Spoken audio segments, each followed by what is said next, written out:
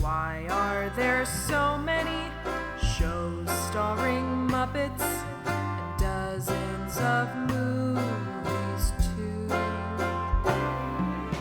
They said they'd watch every one and they mean it. It's something that they've got to do. So now they've pledged you a lifelong commitment.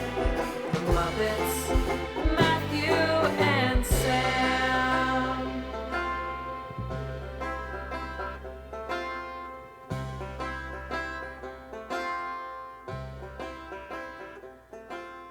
Welcome to Commitment, the podcast where two friends have vowed to watch all things Muppets. I'm Matthew Gatos. And I'm Sam Schultz. And this week, we head into April and May of 1988 as we watch another episode of The Storyteller, this one called The Luck Child. But of course, that's not all, because we also watched a bunch of other random shit, as we often do on this show. I love watching random shit. That's my favorite thing to do. I mean, it's fun. There are times where I start to just, question whether or not I actually have an opinion on these things, or like if there is anything in the world to say about them. I don't know that we have to have an opinion on things. I think when I watch them, I think, how does this tell the story of the Muppets? How does this further the story of the Muppets? Yeah, I think that's the healthier way to think about it. But I even added some extra random shit that I didn't even mention when we recorded our last episode, because I found more from this time period and was like, well, I'm going to add those in, not even tell Sam, and trust that he will watch these clips late in the week. That's the worst thing about you, is you're always finding more.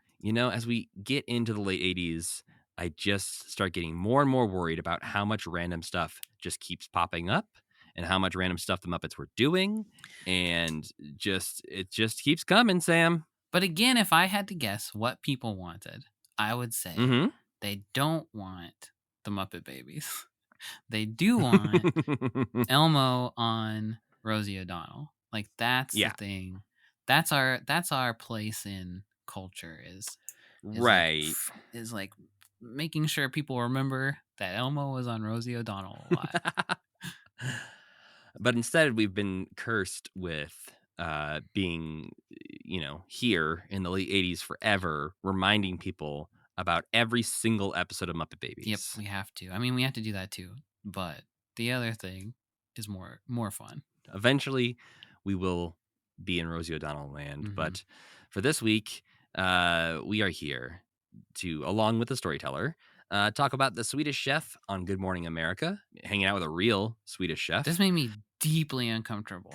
For good reason, I think. We talk about Miss Piggy appearing on Dolly Parton's TV show once again. Some clips associated with the Muppet Traffic Safety Show, which is a thing we'll tell you what the hell that is. And then the Muppets performing at the 1988 Children's Royal Variety Performance. And, of course, because we can never truly escape the Muppet Babies, we watch the penultimate VHS tape in the Muppet Babies Video Storybooks series, featuring the stories Baby Gonzo's Treasure Hunt, Baby Piggy's Night at the Ball, and Good Night, Sir Kermit. But I was planning to ask you, Sam, as an opening little conversation here, if there are hobbies that you've never started or gotten into, but you are consistently tempted by when you see other people getting into them. And whether it's, money, time, your actual maybe potential level of interest that might make you stop doing it as soon as you buy all the expensive stuff. Yeah. Do you have a hobby that you feel like has been riding that line for a while? Yeah, I think like tabletop wargaming. That's one where I'm like, I know. Like the Warhammer world? Like Warhammer, yeah. Where I'm like, I know I would have so much fun doing this. And it looks so cool. And it's like, this is a little bit of a cheat of an answer, because like in middle school, I had like a couple that I tried to paint and was like, bah, I don't want to do this. So, but that is one where I see people playing it. I see people talking about it. I look at like making the landscape and stuff like that. That's something I've always just wanted. Like, I just want to make a table that's so cool looking, but I don't have room. I don't have money. I don't have time. I don't want to paint all those little guys. Yeah, that's something, but I know that I would love it because it just looks so cool. Like the most distilled version of a board game that there could possibly be. Just moving your little guys and shooting at each other. That's what I want more than anything in this world. That's definitely one that's tempted me at times, but I feel like I'm even a few more degrees removed from it because I've never even played like a round of D&D or anything. Mm-hmm. So it's more about the like building and painting aspect of it that is more tempting to Oh yeah, me. you'd be really good at that. Uh, I think that would maybe we need be to team up. a good fit for you. Yeah, maybe so. I feel like my hobby in this genre would actually support yours very well if we both just gave in, Mm-hmm. because 3D printing is the one Oh yes, yeah, yeah, that I yeah. think about.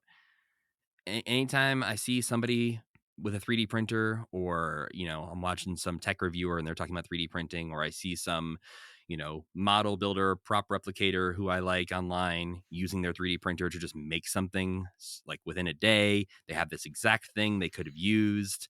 It's always very tempting. And I have a friend of mine who, when he became a dad, he would use it to like make toys, Oh wow. or even sometimes like the perfect little hook to hold the baby monitor perfectly in place on the Yes. edge of their kitchen counter. And I'm Right. just like, oh, that is so, the idea of having like a perfect place or a tool for every scenario Uh-huh. is very nice to me. But the upfront cost, the buying the materials, dealing with fumes and all Oh that yeah, stuff fumes. is a lot less tempting Yeah. when I actually start to think about it. And also those things need a lot of space. But I would not be surprised if sometime in the next like 10 years I would own a 3D printer.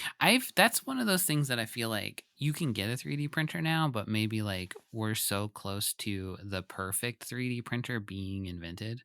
So like Mm, I think I also think that would be really cool to have a 3D printer. And I've always wanted to learn how mm, to like 3D model too, which I know you do know how to do. yeah, a Um little bit. that would be badass. But when I think Mhm. about them, and I've seen them working, like when we were looking at houses to buy, we went in somebody's house and they had a 3D printer and it was going and like printing keychains or something like that. I don't remember. I was like looking at it for a long time, Mm, but it did smell weird and it was really loud yeah. and it was just in the middle of their kitchen on their kitchen table, taking up the whole thing.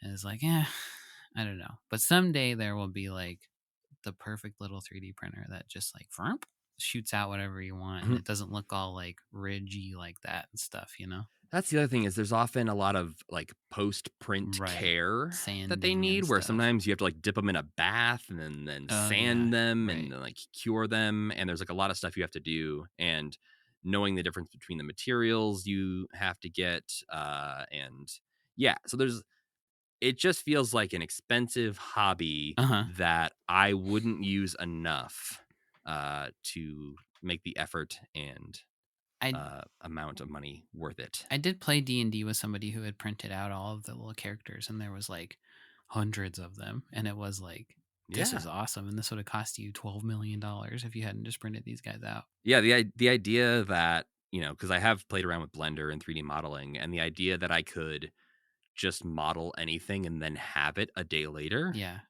is very cool, like an idea to me, because Mhm. I've done, sort of kit bashing projects where I've made like these Star Wars phone cases. I'm working on a Muppet one Right.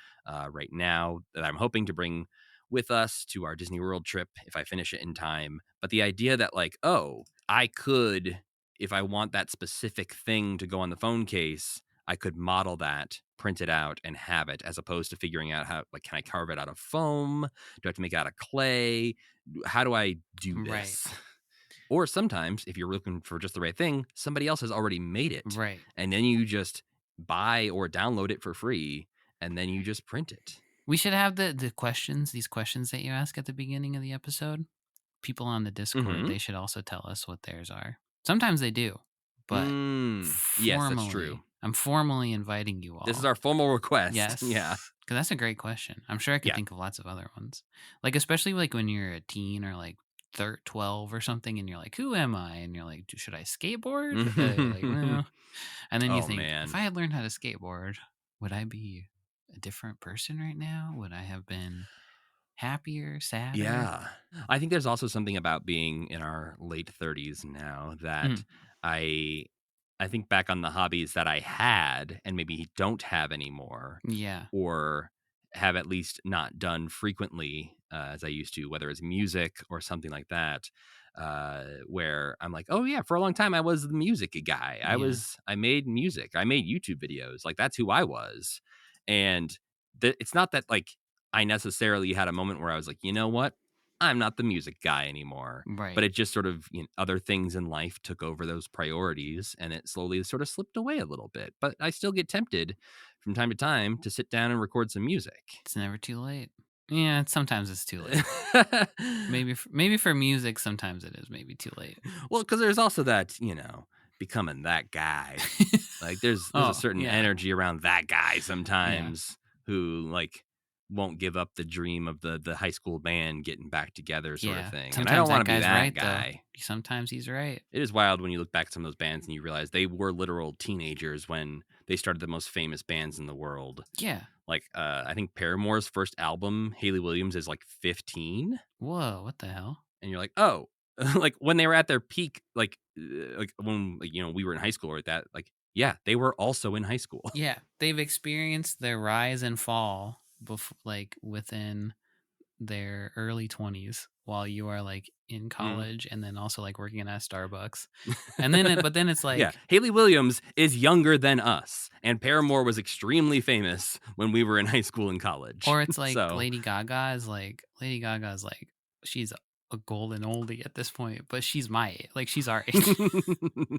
she is just barely older than Yeah, us. just but which again probably just with a is few wild. months. Yeah, but it seems like she's already lived 10 more lives than we lived. Now, the people that we are the same age as, especially like in music, sometimes I'm just like, there's the one side of it where it's people who were like child stars that I never realized I was the same age as, like when they were at their most famous.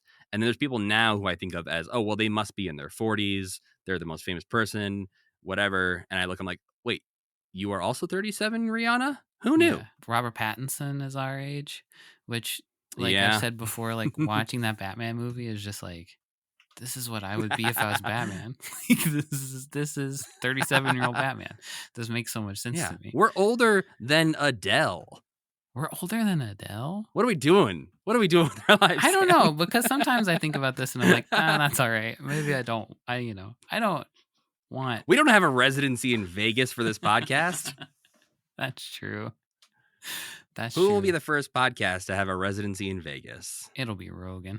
I don't think Rogan would do it. Rogan or Maher. Yeah, Bill Maher would do it, though. Bill Maher would just be like in the corner of the Golden Nugget, though.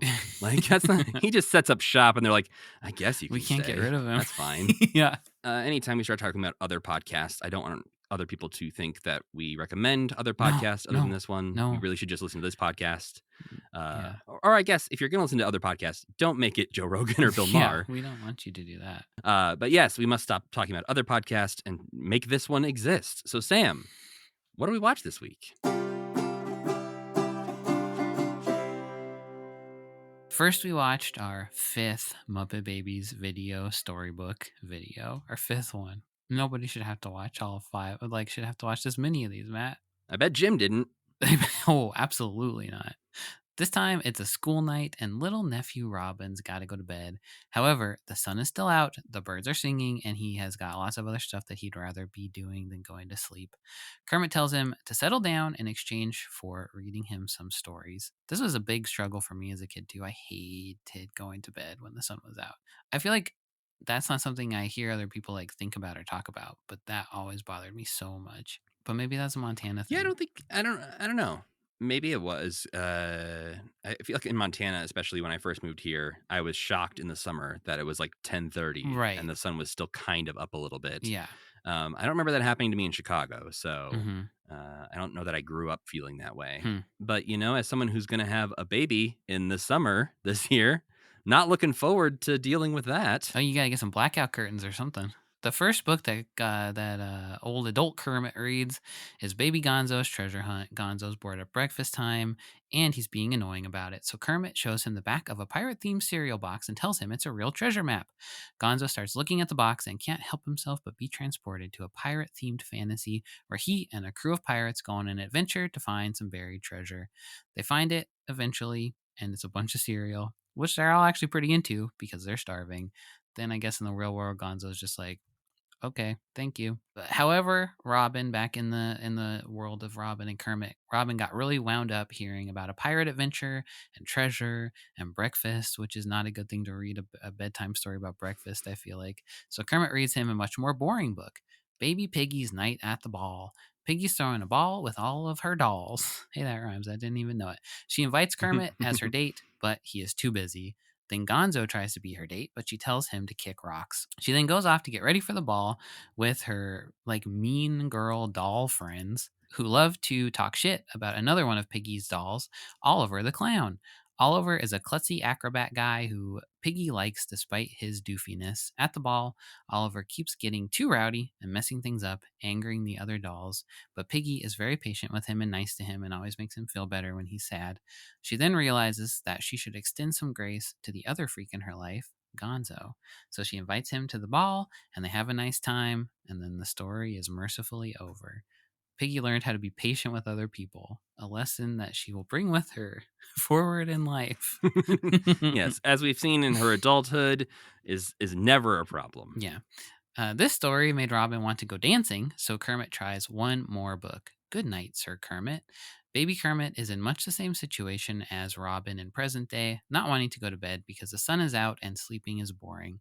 He starts reading a book about knights and dragons and finds himself transported to a medieval land, where he runs across Sir Dancelot, a frog knight who happens to look exactly like Kermit.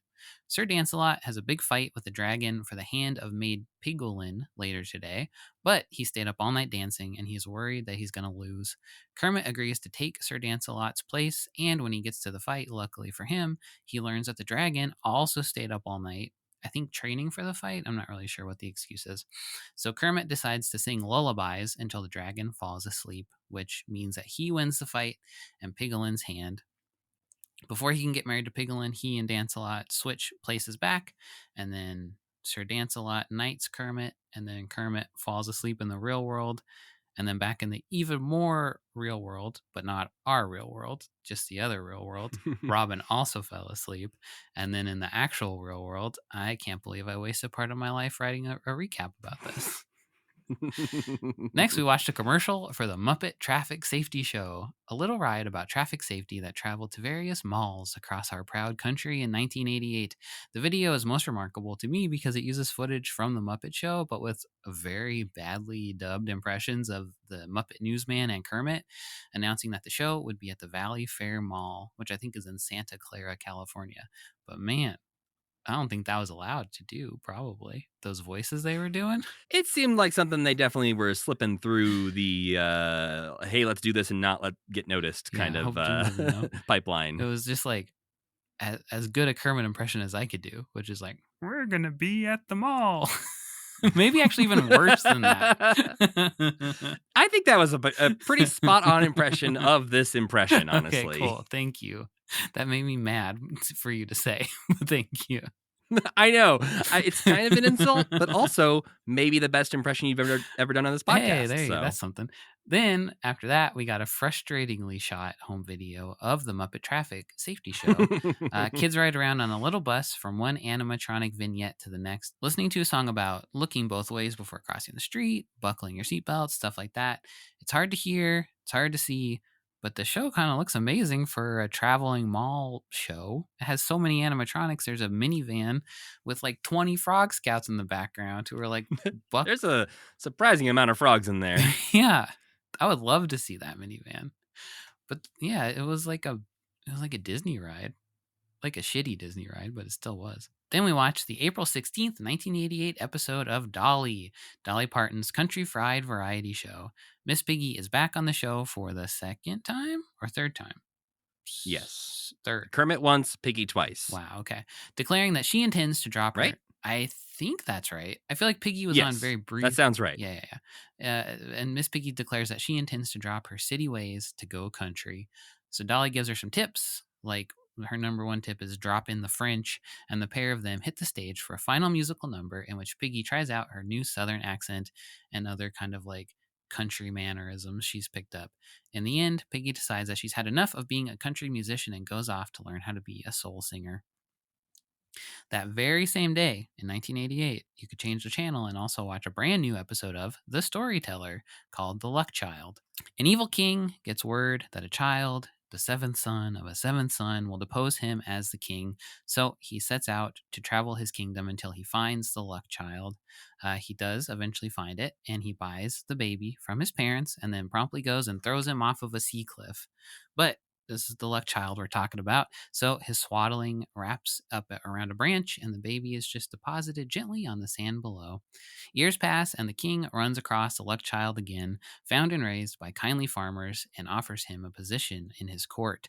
The Luck Child, whose name is now Lucky, which raises a lot of questions for me. Like, how did they know he was the Luck Child? He was just so lucky that it was undeniable. I mean, it's the Fear Not situation. Yeah, I suppose. Remember Yeah. when they had a kid named Fear Not Yeah. who wasn't afraid of things? And I'm like, but at what point When did you name him? was his name changed to Fear Not, or was he just birthed came as out Fear and Not? said, "This is Fear Not." Nominative determinism.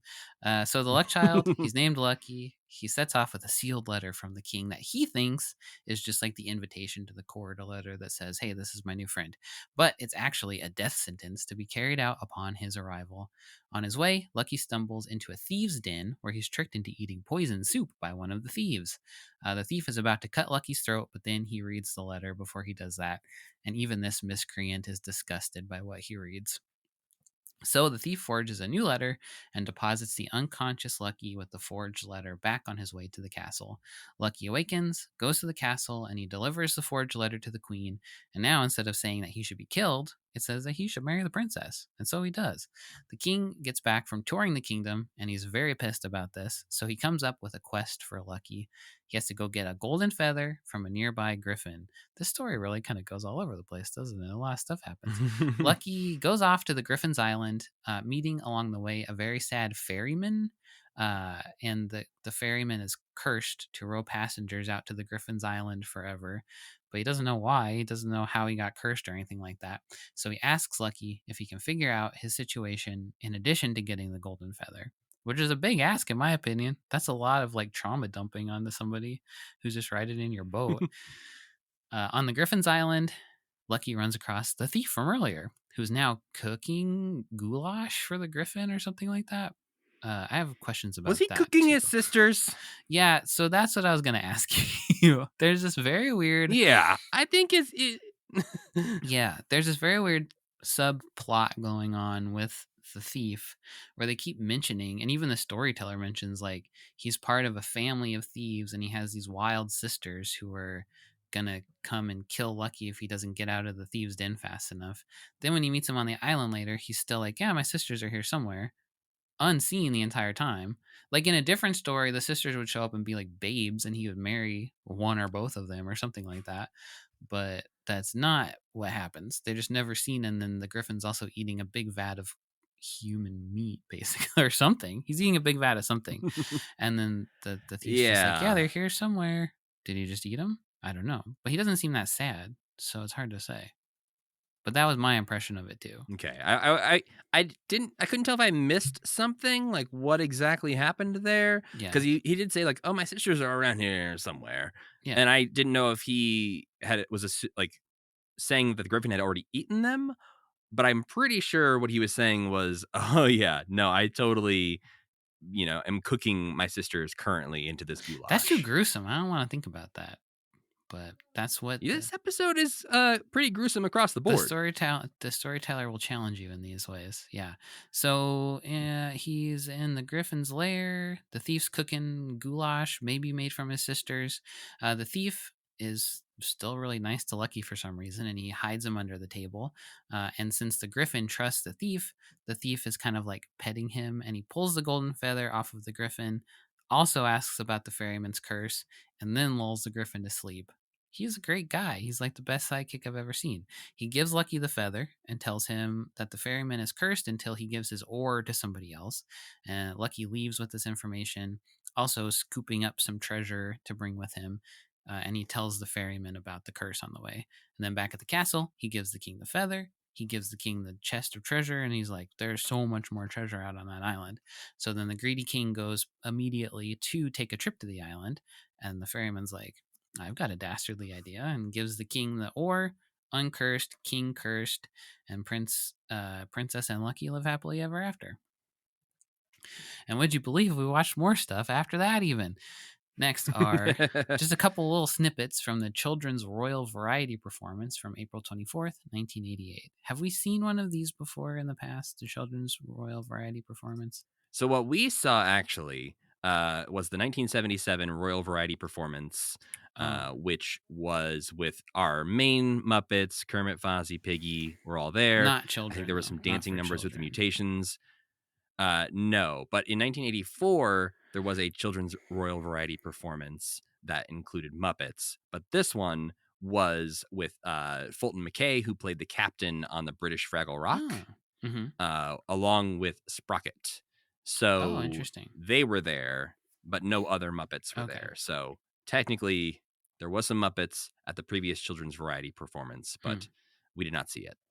Well, in this one, Statler and Waldorf are sitting up in the box like they usually do. They make a few pretty uninspired jokes, in my opinion. And then Kermit shows up and sings a very straightforward version of Being Green. And that's all that is. It would be a thrill to see in person. Not a thrill, really, to watch. However many years later. Finally, we watched a segment of Good Morning America, which aired on May 19th, 1988. The show is broadcasting from Sweden, and one of the hosts is talking to a Swedish chef, but not that Swedish chef, like a human Swedish chef, about smorgasbords.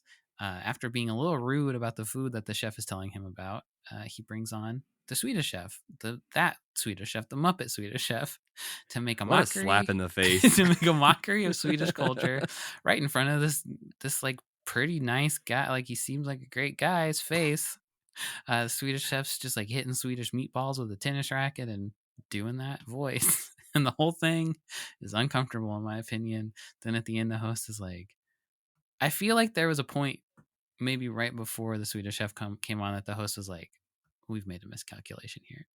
And then at the end, he's like, you've been a great sport. Not something you necessarily want to say to an interview subject. And there were some shots of the chef where he did look kind of mad, not like he was being a great or at sport. least very stone-faced while this puppet was having a lot of fun in front of him. Yeah. I mean, it would be one thing if, like, and maybe this is the case, if I knew that the Swedish chef was huge in Sweden or something like that. But this man is not delighted. This is maybe the most upset I've ever seen anyone be at a Muppet. Is that right? You think? I feel like there may be some early like Mike Douglas show experiences where we had some celebrities who were, radio celebrities who just could not care less about a puppet. Yeah, but also on the Mike Douglas show, I think we had a lady who was like, I'm going to have sex with Kermit the Frog. I'm pretty sure that happened on the Mike Douglas show. Different strokes. It takes a lot of people thinking a lot of different things to make a puppet show. Yeah. A lot of times with the Muppets, though, it is, I'm going to have sex with this Muppet. More often than any other puppet, probably. More often than you might think, and definitely more often than any other puppet show, aside from, I guess, like Greg the Bunny or something. Yeah, a purposefully sensual puppet show, yeah. Those exist, I guess. Larry David later on would be the most mad ever to see a Muppet, I think, probably. Yes, that is true. And he seemed just genuinely upset by the pleasantness of Elmo. Yeah, not that's right. like it wasn't anything specific Elmo had even really said that set him off. It was just this puppet is too happy and I have to stop that. Yeah, somebody must stop Elmo. It's gonna be me.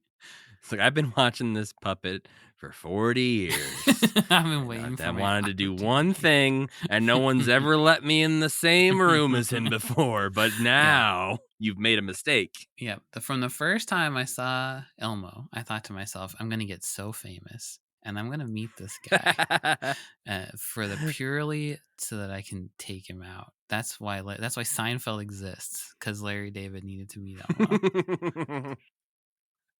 Yeah, he went. He was like, I'm going to try being a writer on Saturday Night Live. And they're like, what are you doing here? And he's like, I want to kill those Muppets. And he's like, well, they don't work here anymore. He's like, well, then I'm leaving. He like opens the Muppet pipe door. He's like punching the pipes. Like, I hate you so much. Well, elsewhere in Muppet Land around this time, Jim writes in his journal, which again, we get these from Jim's Red Book. In April 1988, working with Kirk Thatcher on computer generated character, later Waldo. Oh, okay. Like that Waldo, not just the device Waldo. The Waldo. Wow. Correct. So this is Kirk Thatcher, who, if you're a Muppet fan, you probably know this name. He would go on to write and direct many Muppet things throughout the 90s and 2000s, most recently Muppet's Haunted Mansion. By the time, Kirk Thatcher was just a guy who I think had worked or was currently working when he met Jim as a Disney Imagineer. And had a background in visual effects and design, and he started working with Jim in '87, and worked on things like the Jim Henson Hour and an unrealized project called Muppet Voyager, and helped Jim develop Waldo C. Graphic, Jim's first ever digital character. So yeah, at this time is when they are working to create Waldo C. Graphic, who will, of course, pop up in the Jim Henson Hour, but we will be able to see him quite soon, Sam, as we venture over to Walt Disney World to pay our respects to Muppet Vision 3D. Yes, that's his most known role, I would assume, by a long shot, right? I didn't even know he For was in the most Jim people, Henson yes. Hour.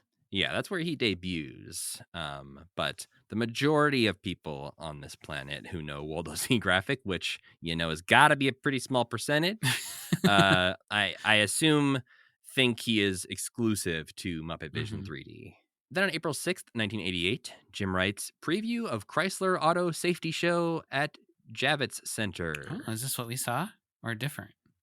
Yeah. So this is why I added this to the list this week, is because this is when the preview happened. So yeah, every year during the second week of April, the auto industry would show off its latest products at the Javits Center in New York City. And as a part of the one in 1988, Chrysler unveiled the Muppet Traffic Safety Show, an animatronic extravaganza that would travel the country, taking up residence in shopping malls throughout the U.S. Okay. This copy is coming from Jim's Red Book, by the way. Mm-hmm. But yeah, it features the Muppets in this 50 by 43 foot setup, according to the press kit. And yeah, it's a fun-filled musical ride around a miniature movie lot where the Muppets are filming Play It Safe, the Muppet Traffic Safety movie. But yeah, we'll come back to that and talk about that in a minute. But for now, Jim writes April 12th, 1988, Witches begins filming in Norway, but doesn't actually come out until February of 1990. So, yeah, I don't actually know if we'll get to that one before I go on parental leave or not. So we'll either be watching it soon or, a year from now. Who knows? 18 years from now. Yeah, when we return, we'll have a new female co-host, my daughter, who will be 18 years old. No, don't put that burden on your child. You're gonna have to watch if I raise all her, of it. that's the only thing she knows. You're gonna have to watch all of it over again with her if you do that. Oh, I see. Yeah. Well, I okay. guess. Yeah, no, don't want that. I guess you won't have to. That would just be awful, man. I'll just make her listen to our podcast, Sam. That's how she'll catch up. Which is worse? Let's wonder. Let's think Oh, about this. I mean, yeah. Forcing your child to listen to your podcast is not a great parenting tip, I have to imagine. Honestly, it's like 50-50. Like there's some pretty bad Muppet stuff, and there's some pretty good episodes of this show. Yeah, but she's not going to find me funny. You're hilarious, Matt. What are you talking about? To you, kids aren't allowed. What if your parents had a podcast? Oh, God. Okay. I love you, Mom. Pa. There you go. I love you so much. I love you to death. But I ain't going to listen to your podcast. Well, next up in his journal, Jim wrote on April 13th, 1988, Sotheby's flag auction, Cheryl made, I sketched. Spring, writer's strike until about July. What was the first words there? What kind of flag auction? Sotheby's. Okay. Yeah, the auction house in New York. This one held a flag auction.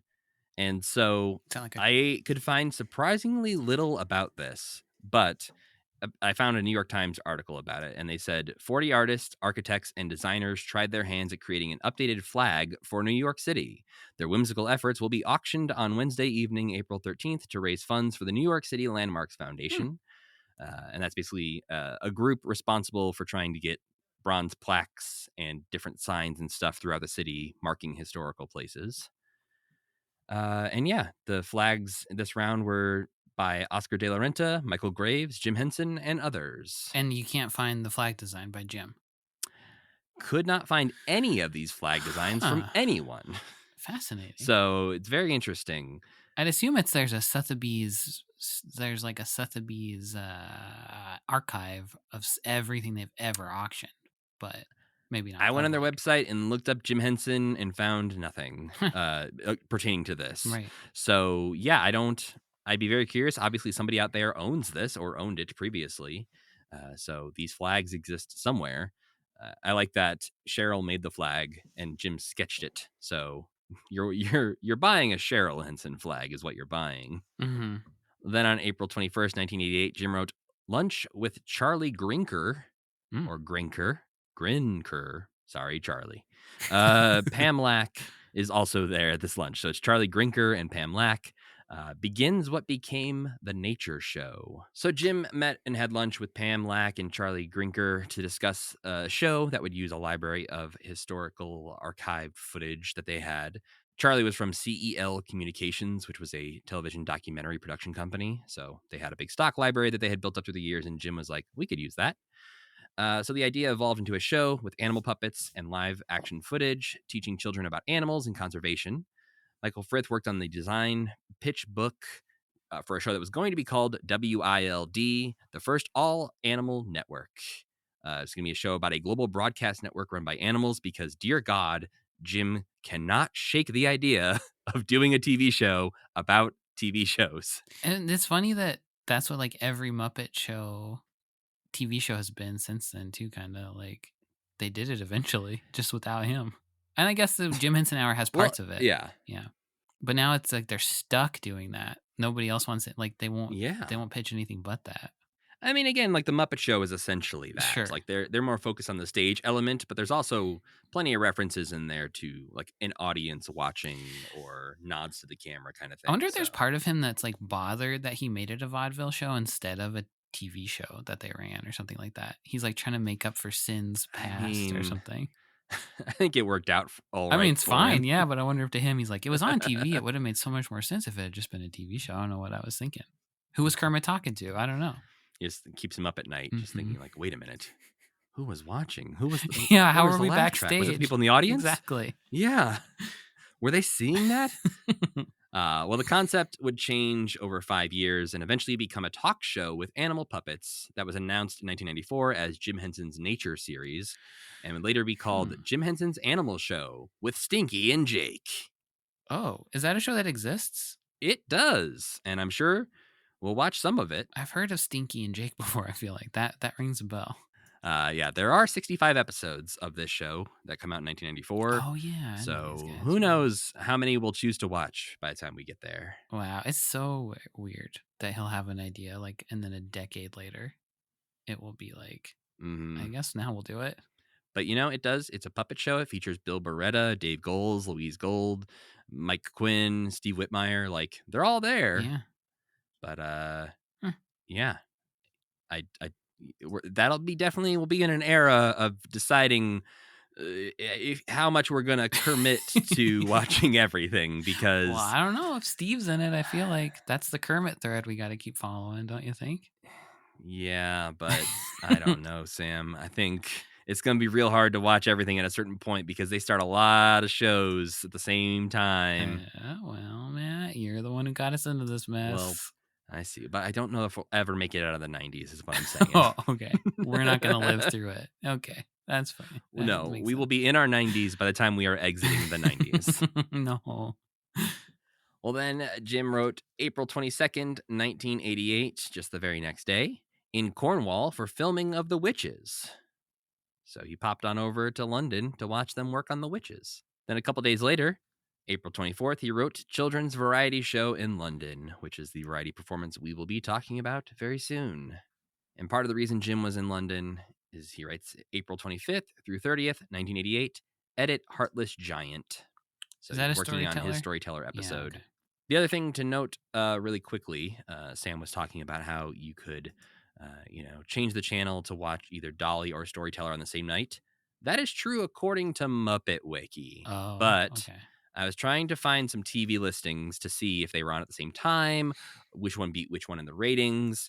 And it's sort of inconsistent about when this episode of Dolly aired. I saw some listing where there was no April 16th episode, and then I saw another listing on Wikipedia that said this episode aired the following week on April 23rd. So the only thing I could find for a TV listing that showed the Storyteller airing on April 16th did not show Dolly airing anywhere that same evening.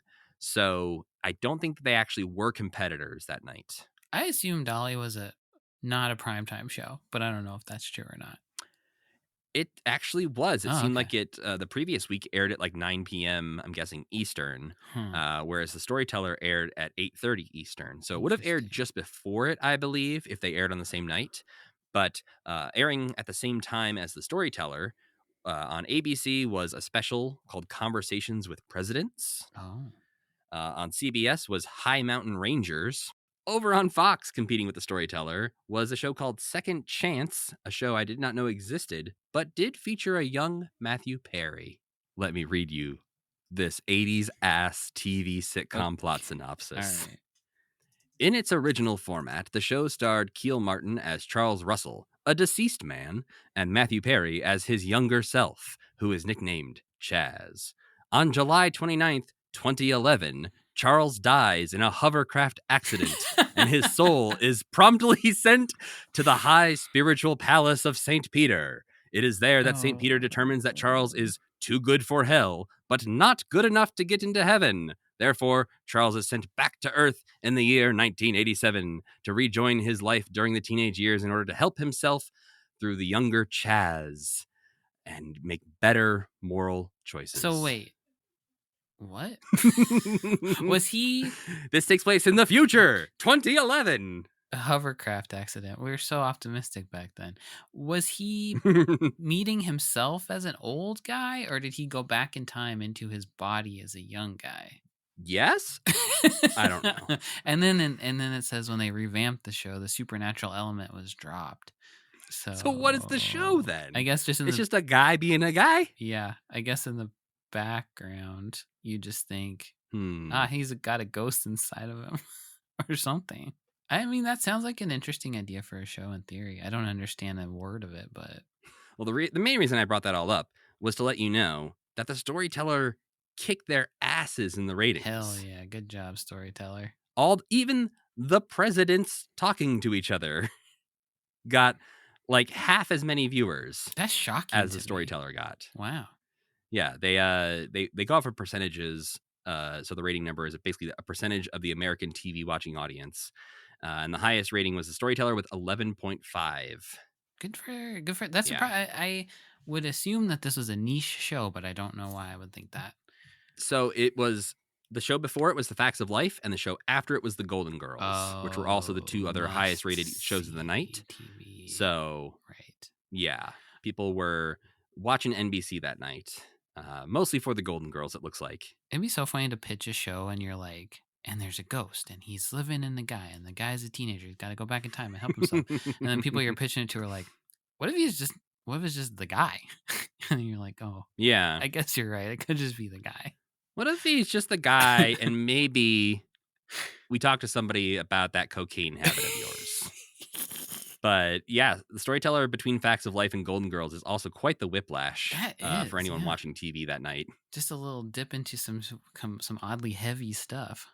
Well, getting into some less heavy stuff immediately is the Muppet Babies Video Storybooks, Volume 5, the second to last one we need to watch, Sam. It weighs pretty heavily on me, so it's heavy in that respect. This one wasn't so bad, but Did you not enjoy this one? I'm just sick of it. Are you not just sick of it? I am sick of it. I will say this one didn't hurt as much as the last one for some reason. I can't even necessarily pinpoint why, but something about this one didn't hurt as much. I think the Miss Piggy one hurt me. The Miss Piggy one was just boring. Really boring. The other two were okay. Yeah. I think the Miss Piggy one's trying to do something interesting, and I can't really put my finger on it, but it almost achieves it. It's interesting that it has characters that have like rich internal lives who are the products of Piggy's imagination. So she's like imagining herself some mean friends, which is like fun in theory. And then there's the clown, and it's just like so out of character for her to not be like, yeah, this guy's not invited to the ball. I hate this guy. But it is kind of like the whole time you are like, that's Gonzo. Obviously, that clown is Gonzo. She's going to learn something about Gonzo, which is Right. satisfying when she actually does it. And then, like the cartoon, it would just be like throwing shit at the wall. So I think it still continues to Right. be better than the show Muppet Babies to me. But I Mm. still don't want to hear about it. Don't want to see these babies anymore. I feel like to me it's still like more of a waste of time to watch than the show is.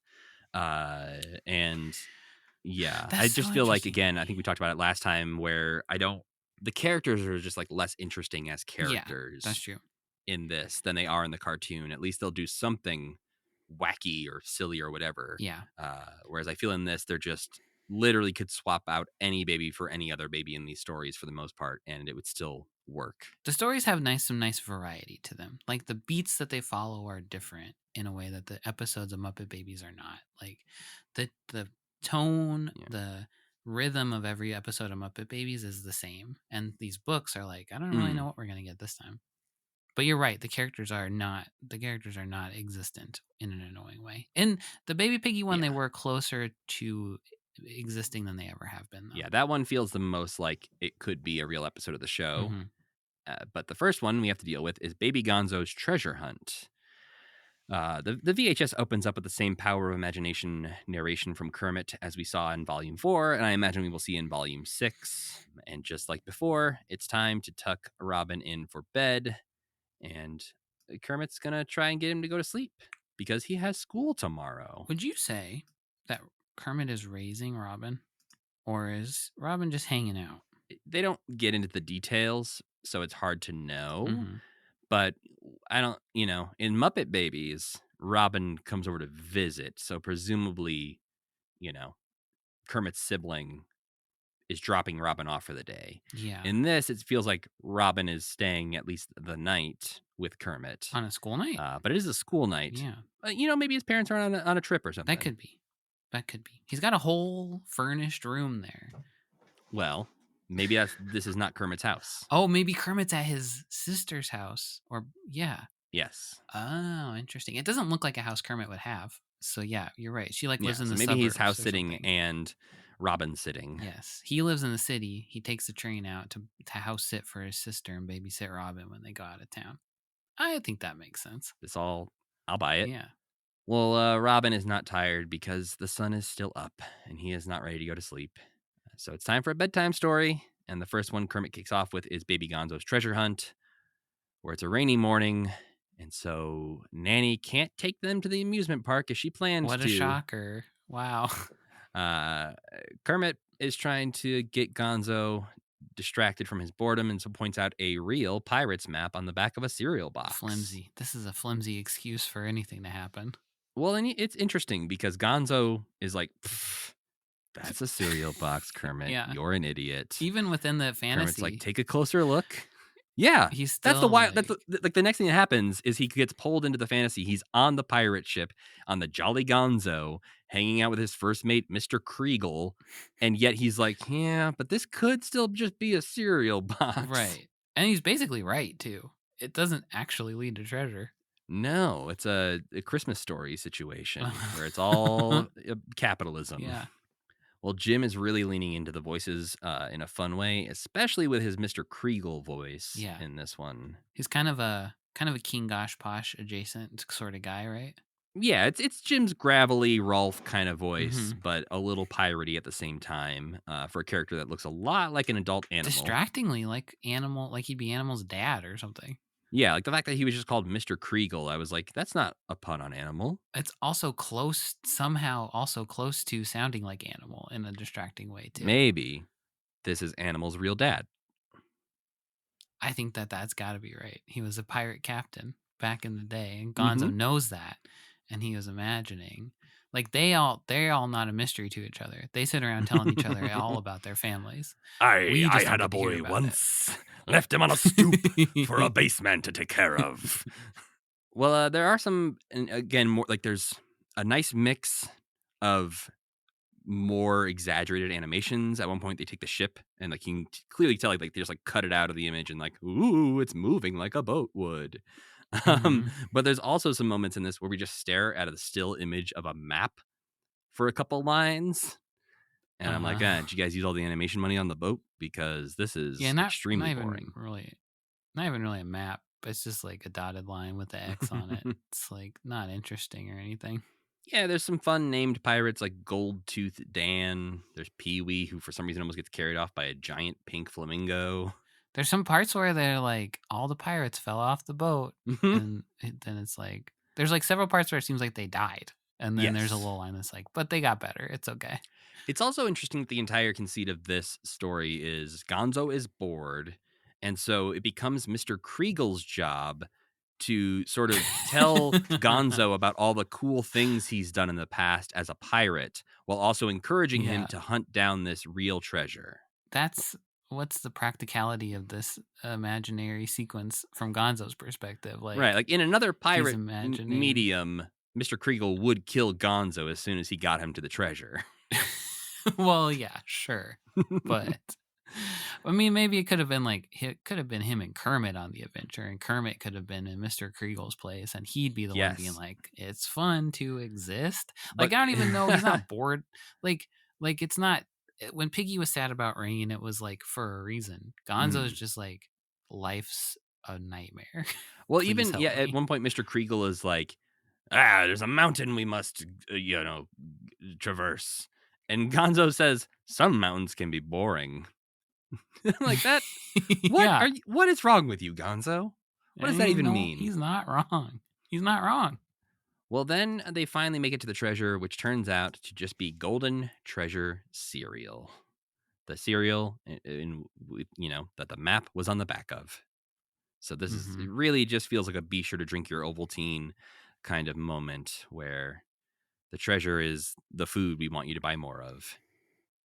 Yeah, and it's Gonzo's just like life is as disappointing as Gonzo imagined it being. Like everything is as it seems to be, and nothing exciting ever happens. This isn't too out of place though with most back of cereal box type stories where whether it's a Trix No, rabbit trying that's to get some true. tricks, or I could imagine Captain Crunch being on the lookout for a treasure chest full of his beloved cereal. I think in Muppet Babies the show also they would be like, we gotta find that treasure chest full of cereal, and they'd be on board with finding cereal. Don't you Right. think? But I Like also feel like that's we love cereal. the lesson wise, that would be them sneaking into the kitchen to steal cereal that Nanny said they couldn't have. That's true. Like That's that's the true. real world A back version of of his that, which they would probably actually get in trouble for. Well, at the end of Gonzo's treasure hunt, Robin is actually more excited and less sleepy than he was before bedtime stories. yeah, bad book to read. Too Yeah, much you'd going think on. maybe Kermit should have started with the last one, which is about the exact Yeah. predicament in which he finds himself. But instead, he's like, you know what? I'm just going to give you one more story. That's it. Which, given the format we're in, seems unlikely. So we dive into Baby Piggy's night at the ball, where Baby Piggy is planning a costume ball. And the beginning of Mm. this really does feel like something that would happen in a Muppet Babies episode. Kermit's too busy to play with her. He's got to play with Fozzie. Gonzo wants to be a part of the ball, but Piggy's like, I would rather play with my non-living dolls than ever play Yeah. with you, Gonzo. Yeah, this one is interesting because they've never hung out with other characters who weren't the other babies like in disguise. It's also, this is one that I feel like you have to have a little bit of knowledge about Gonzo to understand why Piggy doesn't want That's him true. there. That's Because right. yes, Gonzo would probably do the things that Oliver the Clown Boy does, but you don't know that if you're just reading this story. Yeah, he doesn't do them in this story No. before it gets to the If he had ball. done something silly or made a mess or something before he asked Piggy to come to the ball, then maybe we would get that Right. little hint. But in this, you're just sort of, I Huh. think, supposed to know Gonzo.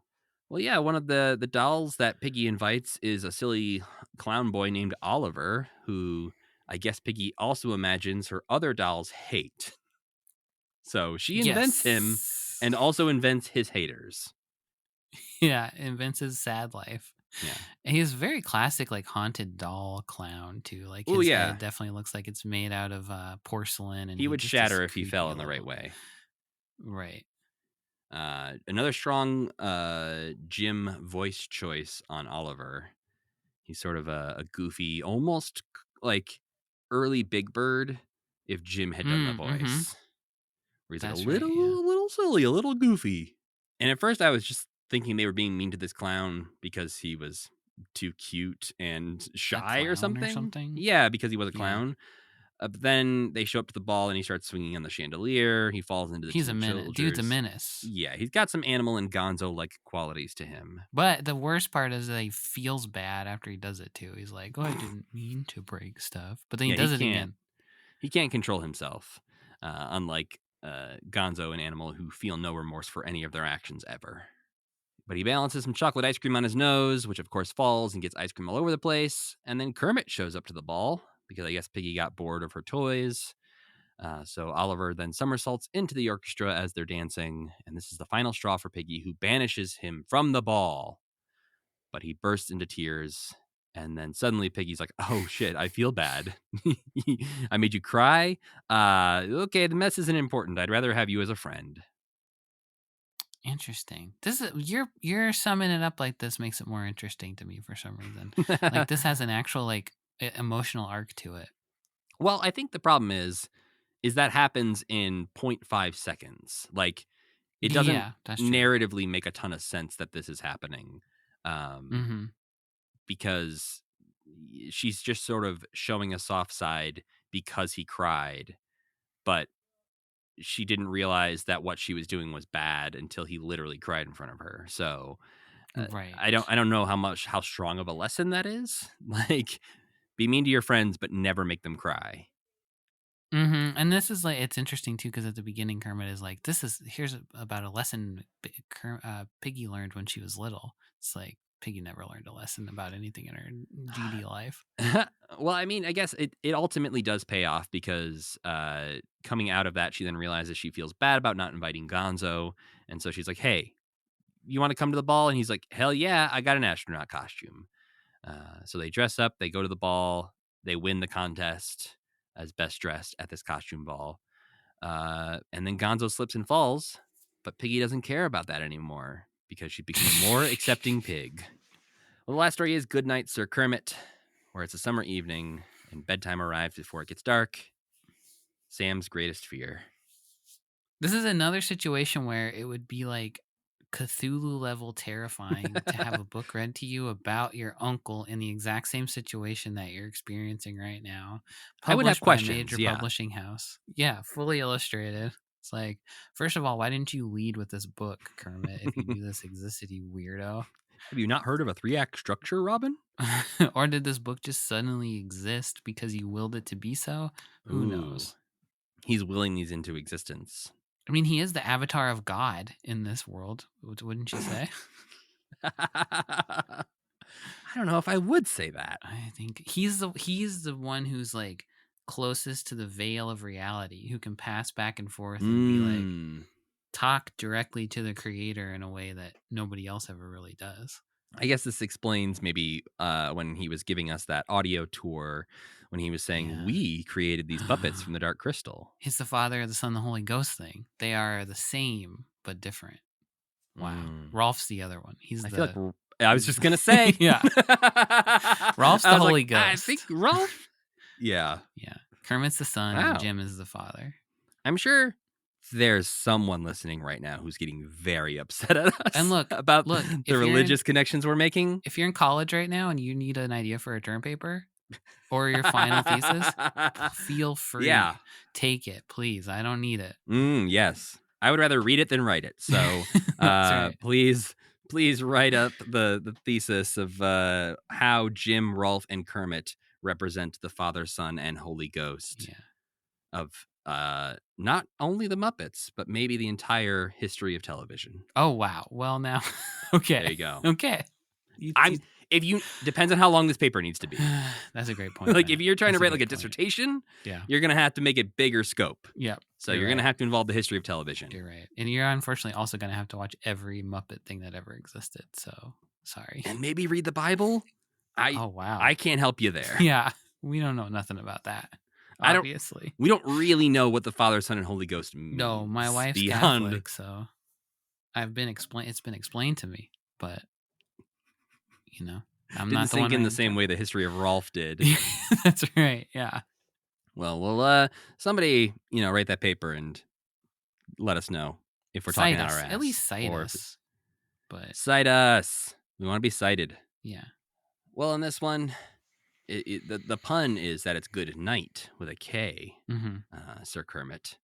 But yeah, we go back to baby Kermit in the nursery, who is imagining, when I grow up, I'm never gonna sleep. I'm just gonna stay up and have fun. Yeah, that's not inaccurate. There is a period of your life Yeah. where you will do that. You And don't- then there's a period of your life where you're like, you know what? Sleep is actually pretty nice. You have agency over your own life at that point, though, and you can be like, it would be good to go to bed now, and not you have to go to bed now. Yes. It's the, I could have ice cream for breakfast any day I want. That's Because right. I'm an adult. No one's going to stop me from having ice cream for breakfast. Your wife would maybe say something. If you did it enough times I don't in a row. know. She's pregnant right now. She might be on board for ice cream for That's- breakfast. That's true. If it was a daily occurrence, I think she maybe would be concerned. She'd at least ask some questions, I think. Yeah. Well, he imagines he's back in castle times, where babies were apparently, according to Kermit, just able to stay up all the time for some reason. We don't see any evidence of that. He just sort of says it as if that's a fact that you have to accept for this story to work. It's kind of like a fun little device where he's like, it's like talking about like babies, like the whole world is babies, like that babies are like a kind of person or something like that. Like it's like, Okay, yeah. yeah, back then, Because I guess the man babies didn't have are to the ones sleep. fighting the dragons and being the princes and Yes. princesses. So Right. okay, Like he is a baby of the type of thing he is baby. And back then, yes, babies species ruled the world. baby. When babies ruled the world, yeah. Well, he imagines himself visiting a pond behind the castle where he meets a frog that looks exactly like him, named Sir Dance-A-Lot, who has to fight a dragon today, but he stayed up all night dancing, so he's exhausted. He seems like a pretty cool guy. Yeah, Sir Dance-A-Lot is the side bottom. Oh yeah, to you're our right. Kermit. Yeah, what if Dance-A-Lot came out of the dream? Like Kermit was stuck in there forever. And just keeps Kermit up all night. Yeah. And Nanny's like, Kermit, turn off the music. He's like, it wasn't me, Nanny. It was Dance-A-Lot. Oh no, he imagined too hard. We'll read that next week in Kermit's Rave. So yeah, Sir Dance-A-Lot explains that if he had been a good knight, he would have gotten a good night's sleep. Teaching us the lesson that if you want to fight a dragon, you got to get a good night's sleep. Also teach us about homonyms. A little bit. Yeah. That feels more of a side effect. Secondary lesson, yeah. Well, Kermit decides, you know what? You're so sleepy, I'll take your place. So I'm going to take your armor, your shield that looks like it has 3 little sperms on it, and go fight a dragon. Yeah, it's not. There's no way to make tadpoles really not look like little sperms. Yeah, it's just got 3 little tadpoles on his shield, and boy, oh boy, if you didn't know that he was a frog and those were probably tadpoles, you'd probably just be like, hey, what's with the sperm shield? Why you do that in your book? For kids. Yeah, you don't need to draw sperm shields. Well, Kermit sings lullabies to the dragon, who is also very tired, and he gets him to go to sleep. So he defeats the dragon and goes back very quickly to swap places with Sir Dance-A-Lot because he does not want to marry Piggy. The dragon thing had a fun, like, fight to the death, like, way to talk around a fight to the death, where they're just like, they're going to fight till they get tired. And the first one who gets tired loses. Sam, this is reminding me of this past weekend. I went to Target to because we live in Missoula and there's only so many stores to buy things at. But I was walking around and they have the little golden books section, and Yes, been looking at those more often than I usually do. And they had one for Jaws. Yeah, there's some weird little golden books these days, but Jaws is especially like, what's the point? Mostly there are people who are just scared of a shark. They don't say why these people would be scared of a shark, just that like, hey, we saw a shark, so we got out of the water. But later on in the story, our intrepid heroes are out on their boat searching for the shark. And we see there's a page where the guys just get so tired that they have to sing a fun loud song Oh, together. sure. Yeah. So we have Martin, Quint, and Hooper all singing a song, but there's cups of tea and croissants on the table instead of booze. Oh boy. And then the next page after that is like, sometimes even sharks get tired. So the shark swam away and everyone went to bed. They don't even blow him up. They don't blow him up. Quint survives. Yeah, Quint doesn't get killed. Oh, they're also very, very different story. Are they also Funko Pops? Yeah, I was going to leave that part out of it because it's a weird detail that Funko is making a lot of little golden books these days. Yeah, it's a troubling But thing, yeah, isn't it? they've been making a lot of movies that are not kids' movies into little golden books and having to skip over some bigger parts of the story because, I have the Star Wars little golden books that obviously they don't talk much about the things Darth Vader does, especially in the prequels.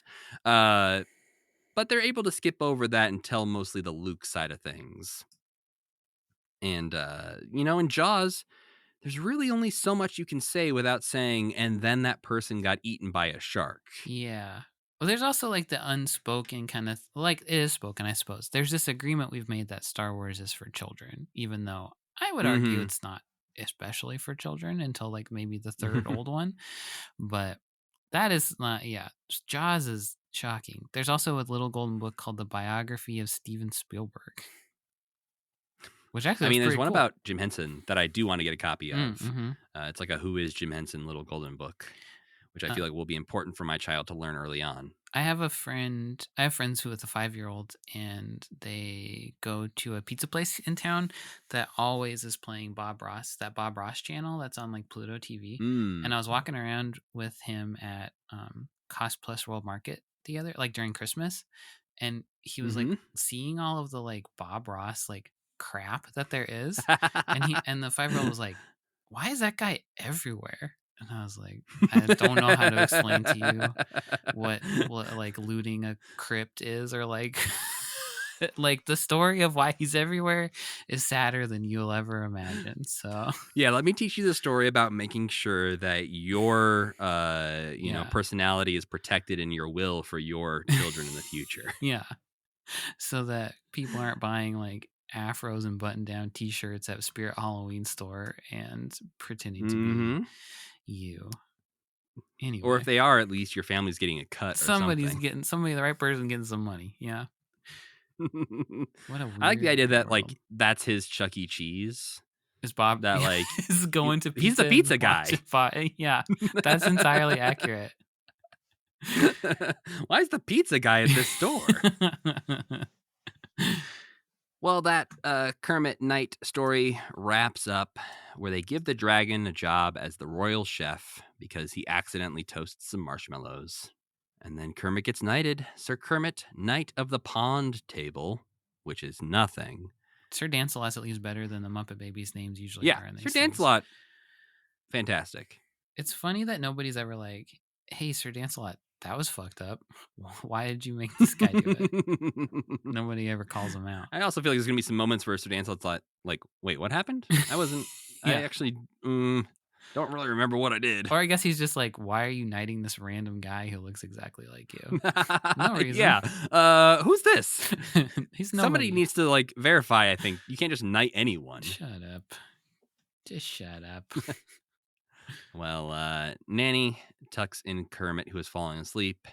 And as Sam laid out the inception layers earlier, we also reveal that Robin has also fallen asleep. And Kermit gives him a little smooch saying, "Good night, Sir Robin." And why is that weird? Because he was Sir Robin in the Frog Prince. He was Sir Robin. Yes. Is he still? That's true. Did Kermit adopt this or what? Or is the Frog Prince a story that Kermit told him one night? Whoa, about himself. Where he gets to be the star. That is one of the weirder things that Robin is Robin was just Sir like Robin, who was a knight who was turned into a frog. Right, like, essentially Robin is an adult man Yeah, or I mean, I guess he's a puppet actor. trapped in a frog body. But yeah, that also. Well, yes. Okay, yes. Yes, but this is like, Depends on who okay, you're asking. if he's just a frog puppet actor, is he like a 25-year-old frog puppet actor who now has to act like he's like a 4-year-old sometimes? Yeah. And then the part that's weird is that his name is Robin, and like the knight's name was Robin, and he got to keep that name. Isn't there like also like there's a real Sir Robin, right? Yeah, Sir Robin 'Cause was one of the knights there's of the at Round Table, I least believe. my knowledge of this is based on Monty Python and the Holy Grail, but Mine there too. is a song in that about Sir Robin. He bravely ran away, right? Is that him? Mm-hmm. But yes, that is the 5th and penultimate Muppet video storybook. We only got one more to get through, Sam. But next up, we have the Muppet Traffic Safety School show thing that we watched the commercial for, which we have said literally all there is possibly to say about that But you should commercial. watch it out there. It's funny. When the It's Muppet Newsman wild. starts talking, you're like, "Excuse me." It's just like I love a guy. Yeah, my idea is that this is the same man doing both these voices because he thought he had a strong Kermit, so he tried that out, Yeah. and then was like, shit, I don't have a newsman, so I'm just not gonna try. Newsman's just Kermit, but you're being a little bit more big or something. I don't know. That That's a guy hard smiley one. energy though that he needs Yeah, to that's pull right. off is not there. Yeah, but if you have a soft spot for local commercials, you gotta watch this one because it's a great one. But yeah, we watched a home video of a little girl seemingly named Marissa Yeah. riding this ride in 1991 in a mall.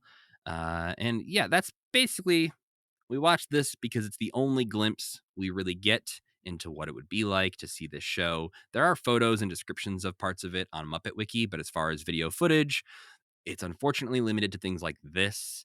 I did find some other clips on YouTube of other parents videotaping this in a very similar way, but I couldn't find anything, like a high quality version of the video that the kids get to watch on the screens while they're on the ride. Yeah, and there's not like a beautiful recreated thing like the museum thing that we watched. But damn, I wish there No. was. Because the whole time I But was I would thinking, love like, to. why are you focusing on this little girl? I want to see Kermit. This is one of those things that I have to imagine is somewhere in the world, like in Yeah. some Henson archives, the videotape that they made to play on those screens and maybe the original soundtrack recording Mhm. lives somewhere. Or like the car So I company have did faith like a that ride through or something and like has it right. archived somewhere or something like that. Yeah. Now I have a feeling there's probably some VHS tapes out there of this, but just no one cares enough to find it in their attic. But if you are out there and you think you may have any connection to finding that, obviously, let us know. Or if you have an animatronic Kermit, Piggy, Fozzie, Yes, Gonzo, if you have you don't know why they exist, but they do. If you have a minivan full of Frog Scouts that's just been sitting in your backyard for the last several decades, that's why. Oh man. I would love to find a very creepy, deteriorating van Oh. full of frogs. You just open it. Like the Kermit and Robin aren't in the front Buckle seat. up. And then Buckle up. and they're just like Buckle melted. up. That would rule. Yeah, but I think that the cool thing about this is not only does it seem like something that would be really fun to do when you're a kid in a mall, but it also features the first fully animatronic versions of the Muppets. Okay. I didn't think about that was the first time, but yeah. But the show itself would tour for a couple of years in malls across America. And what we see is we see Kermit as a crossing guard, sort of kicking off this safety presentation. Gonzo playing a director of the film that they're trying to make about safety protocols. Piggy's on set with some penguins, singing the song Play It Safe. Her section is about looking left, right, left before crossing the street. Why isn't this a Sesame Street thing? That seems like a more natural fit, but I wonder. That you're absolutely right. I don't know why, but I'm glad it exists. It's a fun little thing. Yeah, we see the Frog Scouts in the van talking about seatbelts. We see Fozzie using the chicken crossing the road joke to teach kids again about when it's safe to cross the road. And then we see them pull up to a little TV at the end of this clip where they watch sort of Muppets on screen perform the rest of the Play It Safe song. And at this point, Marissa is getting bored. Yeah, she looks a little. She's too young for this. She's not gonna absorb Mhm. any of this stuff. It's also the continuation of the penguins being a bigger deal. I feel like that we're just seeing Yeah, more and more they are penguins. featured players. hmm There's also some parts that we didn't see in this home video because it cut out. I'm just assuming they stopped filming for certain parts or couldn't get a good shot. At one point, Animal demonstrates that you shouldn't dart out into traffic because he rides his big wheel out of an alley. Does he get hit by a car? I mean, I assume they don't actually have anything bad happen to them. I think Okay. he's probably pulling up to an alley and they're like, "Hey, don't dart out of that alley, Animal." He would be fine if he got hit by a car, but that's beside the Oh point. yeah, no, that's what they don't tell the kids Yeah. is that yes, this is important for you to remember, but the Doesn't- Muppets won't die. We have all been hit by Like, cars, and it's okay. yeah, you saw Muppets Take Manhattan. Kermit got hit by a car and was just fine. There's a very, very, very small picture of Animal on a big wheel on Muppet Wiki that seems like it's about 50 pixels wide. I guess technically it is 108 pixels wide. Oh, so yeah, pretty close. Pretty close. But then also there's a section where Gonzo talks about bus safety as a group of penguins exits a school bus. And that's in the commercial. You can see that part in the commercial. And well, yeah, and Beaker also has his own scene. Hmm. There's no details on that of what happens, but you can see a picture of that as well on Muppet Wiki. I'm guessing Bunsen was maybe also there, and that's just not provable given the lack of evidence we have at the moment. Big ride, long ride. It was already 5 minutes from what we saw, and it was cut down. Yeah.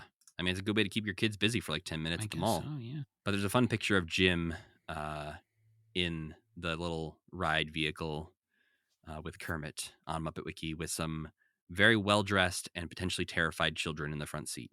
Oh, yes, they look scared. They look so scared. The little girl especially. Like, the Yeah. little boy is dressed nicely and he seems pretty calm, but the little Yeah. girl seems a little freaked She doesn't out. like that penguin. That's our fellow Miss Piggy appreciator in the back seat there, Michael Frith. Oh, yes, yes. He finally has a robot Miss Piggy. He's getting close, isn't he? Hey, what are we doing with this after this ride's done touring? Then we watched the, Lost in Time, who knows when it possibly aired, episode of Dolly featuring Miss Piggy. There's apparently also parts we didn't see featuring Bob Hope, Loretta Swit, and Jerry Lee Lewis. I'm personally okay with that. Yeah. But I'm glad we got to see the Miss Piggy parts. Several people in there who have worked with the Muppets before, though, right?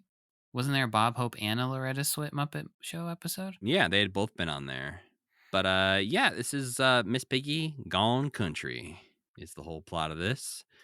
She says she has a problem that she seems unapproachable, unlike Dolly. And she's poking her in the ribs real hard as she's having that conversation with Dolly. I love these so much because Dolly has the same. There's something about country western stars and Muppets that just works really well. Because her and Dolly seem like they're like actually friends. And I think one thing about this is it seems like there's only 2 episodes of this show after this one, and then it got canceled. But like I feel like what did Piggy do wrong? Oh no, yeah, Piggy got him canceled.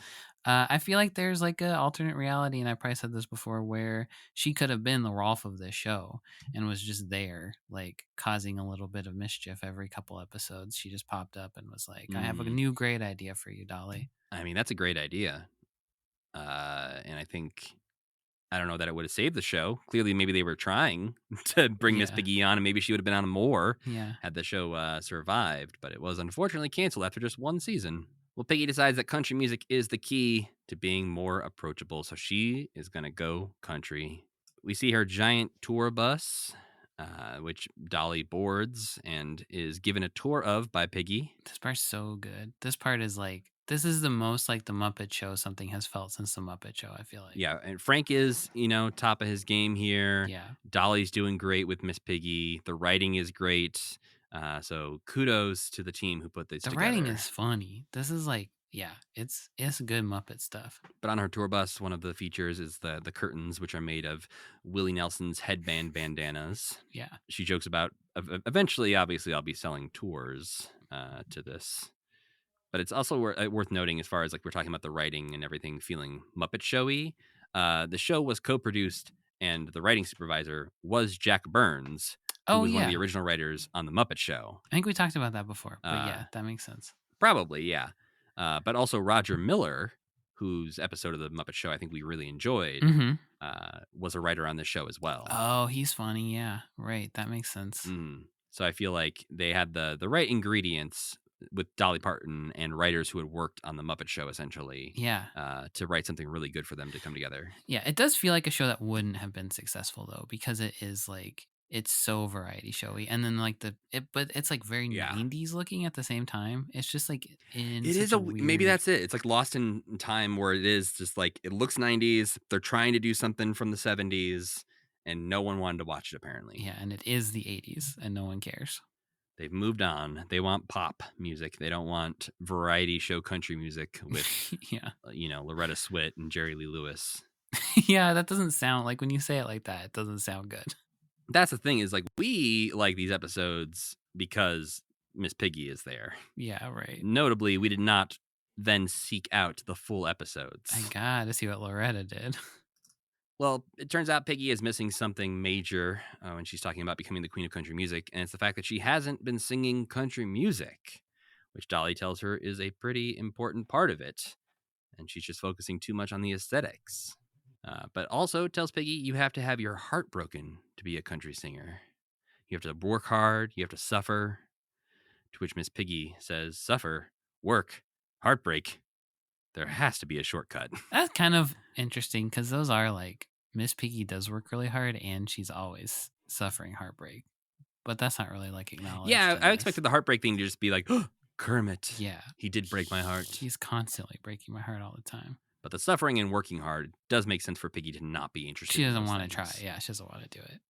No. She'll suffer by accident, but no other way. But she also, I feel like she's got thick skin and can move on pretty quickly. That's true. She doesn't realize most of the time that she's the butt of a joke or anything like that. So Dolly at the end of the show brings out Piggy for a duet where Piggy is dressed exactly like Dolly. Yeah, she looks And cute too, Piggy I'd say. is- I'm not ashamed to say it. She looked nice. Well, we've never been ashamed to say it before, so No. why start now? And Dolly's like, you look better than me. I was like, she kind of does. Her hair looks nicer than your hair. I'm sorry. Well, as Piggy says, thank you, precious. Those are mighty kind words. Yes, she's doing such a great Southern accent in this. So good. Her mouth's opening It's like very good. to an unprecedented level. We've never The seen bottom how- lip is doing so much work Yeah. here. Thanks, y'all. Yeah, it is open so much that it starts to be like, yeah, that's a puppet. Yeah, and also like, be careful. Yeah, you're gonna tear her head in Rip her half. Mouth, yeah. But yeah, she is looking like you can see the musculature of his hand a bit more than maybe you're used to. Dolly and Piggy do a duet of "I'm a Hog for You, Baby" from the Coasters and the Grateful Dead. Eventually, Oh, it's a real song. it's a real song. Okay. Yeah. What's not real is both Piggy and Dolly's guitar playing during this song because they yeah. both kind of just bat at their guitars as if they are playing Well, something. It's excusable in Piggy's situation, I'd say. She's got no working Yeah, the thing, Dolly fingers. can play guitar, but Yeah. clearly in this moment, I don't think they were having her do that. Right. But yeah, Piggy's satisfied with what happened here and just decides, you know what? I'm done with country. I'm going to move on. I'm going to try maybe reggae or soul next. There's an episode of Dolly with the California raisins on it. Okay. I got to figure out how that Does happened. Dolly get animated? It's unfindable. It doesn't exist on the internet. Oh, That is such a shame. that's really unfortunate. Oh, no. I would love to see that. Yeah. Because do you think they had a raisin with big boobs? I think they had at least a little Dolly claymation with big boobs. Yeah. But probably really big boobs. So you think it's not like a Dolly raisin, it's like a little clay Dolly. Yeah, that's my guess. I can picture exactly what it looks like. Yeah. Her hair's really it's big, not right? good. Is her hair really big? Oh, yeah. Yeah. It's you know what it is? Why I can picture it? It's if Dolly Parton was on Celebrity Deathmatch. Oh, yeah. And she looks like she was. And her boobs were big and they had like missile launchers in them. Oh, and you know who she fought? Guess who she fought? Ooh. Pamela Anderson? No, but you're really close. It has to do with her big boobs and somebody else has something else. Tommy Lee? No, not that. Different. I I think you have to tell me because this is going to be a bad road to go down of guesses. Other side of the body. Butt? Yes. Think of the times, the Big time butt. frame, the 90s. Who had a big butt? Jennifer Lopez. Exactly, my friend. That's right. Okay. It's- Okay. Dolly's got like big metal boobs, and Jennifer Lopez has a big metal butt. Okay. That's I've what we were probably doing seen back that then, episode. folks. Forgive us. We didn't know what we'd done. It was a time. I can't imagine the internet would react well to a revival of Celebrity Deathmatch these days. No. But, little 12-year-old Matt and Sam were all for it because we didn't understand the world. Well, skipping ahead of the Storyteller for a second to discuss the Royal Variety performance, Sam also pretty much said everything that there is to say about this in his description. Statler and Waldorf pop up after a Snow White performance, mostly just to make fun of each other and hit each other in the face. Yeah. Probably maybe the worst an okay rendition of Being Green. Probably the worst Statler and Waldorf. Yeah, I think this all kind of fell flat for me. Even like Being Green is a very sweet song, but I felt nothing. Yeah, I don't understand why that is. Maybe they just weren't feeling it on the day, because the Statler and Waldorf are pretty low energy too.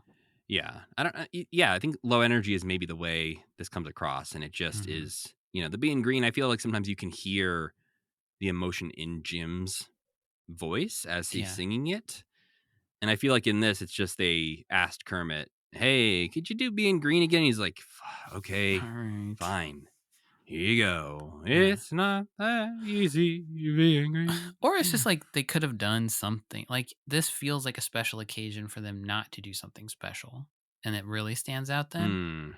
Yeah, well, especially the last time they did this with all the Muppets, it was a big to-do, and they had a big segment. There was Muppets dancing around, and so I feel like this is definitely the lower rent version of what we saw before, and what we will see later on in 1993 when they're back. The Muppets get to hang out with Right Said Fred and dance around to I'm Too Sexy. Okay, right. Was that on Muppets Tonight? Dog Lion and Fletcher Bird. No, it's at the Royal Variety performance, presumably in front of the Queen, I guess. And then we watched the Good Morning America appearance from May 9th, 1988, where Charles Gibson is, for some reason, in Sweden, and for some reason convinced Jim Henson to come to Sweden and do a one-off bit. It's got to just be him and not Frank, right? Correct. It is Richard. So Richard is performing the hands in this one. And I will say, I think Richard's not quite as good at the Swedish Chef bit as Frank was. There's no imaginative. There's nothing like fun. There's no fun hand gags or anything. It's just pretty straightforward. He's good at hitting the balls with the tennis racket, though. But this feels chaotic from start to finish. It is hilariously very earnest and straightforward for the first 2 minutes. It is just Charles Gibson and Chef Yanni Johansson presenting a smorgasbord, and nothing is weird about that for the first 2 minutes. Nope. And maybe that's when it's halfway through wrong. Yeah, because it is like maybe he's like, oh, I thought this guy would be a little wackier than he is, but this is pretty straight. Like he's showing me their actual. Thankfully, I have a backup plan. Yeah, exactly. Maybe we don't need Jim, but I know a thing or two about Swedish chefs, and you, sir, are not a very exciting Swedish chef. Yeah, exactly. Well, he, in the wild choice, he goes, we have a pretty famous Swedish chef in America, too.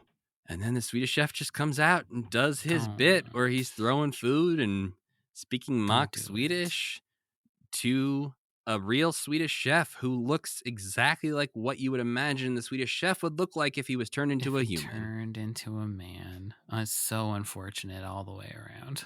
Yeah, I'm trying to put myself in the shoes of Jim being like in that moment down on the floor, just going, hurry, hurry, hurry, bark, bark, bark, to a real he's like sweating Swedish chef while in Sweden.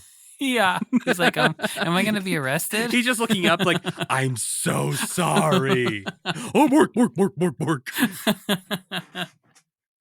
Oh, this is what you sound like. A bark, a bark, a bark, a bark. I would be so sweaty when I stood up. Like, God, you know what, sir? Let me eat some of this food, even though it does sound kind of weird.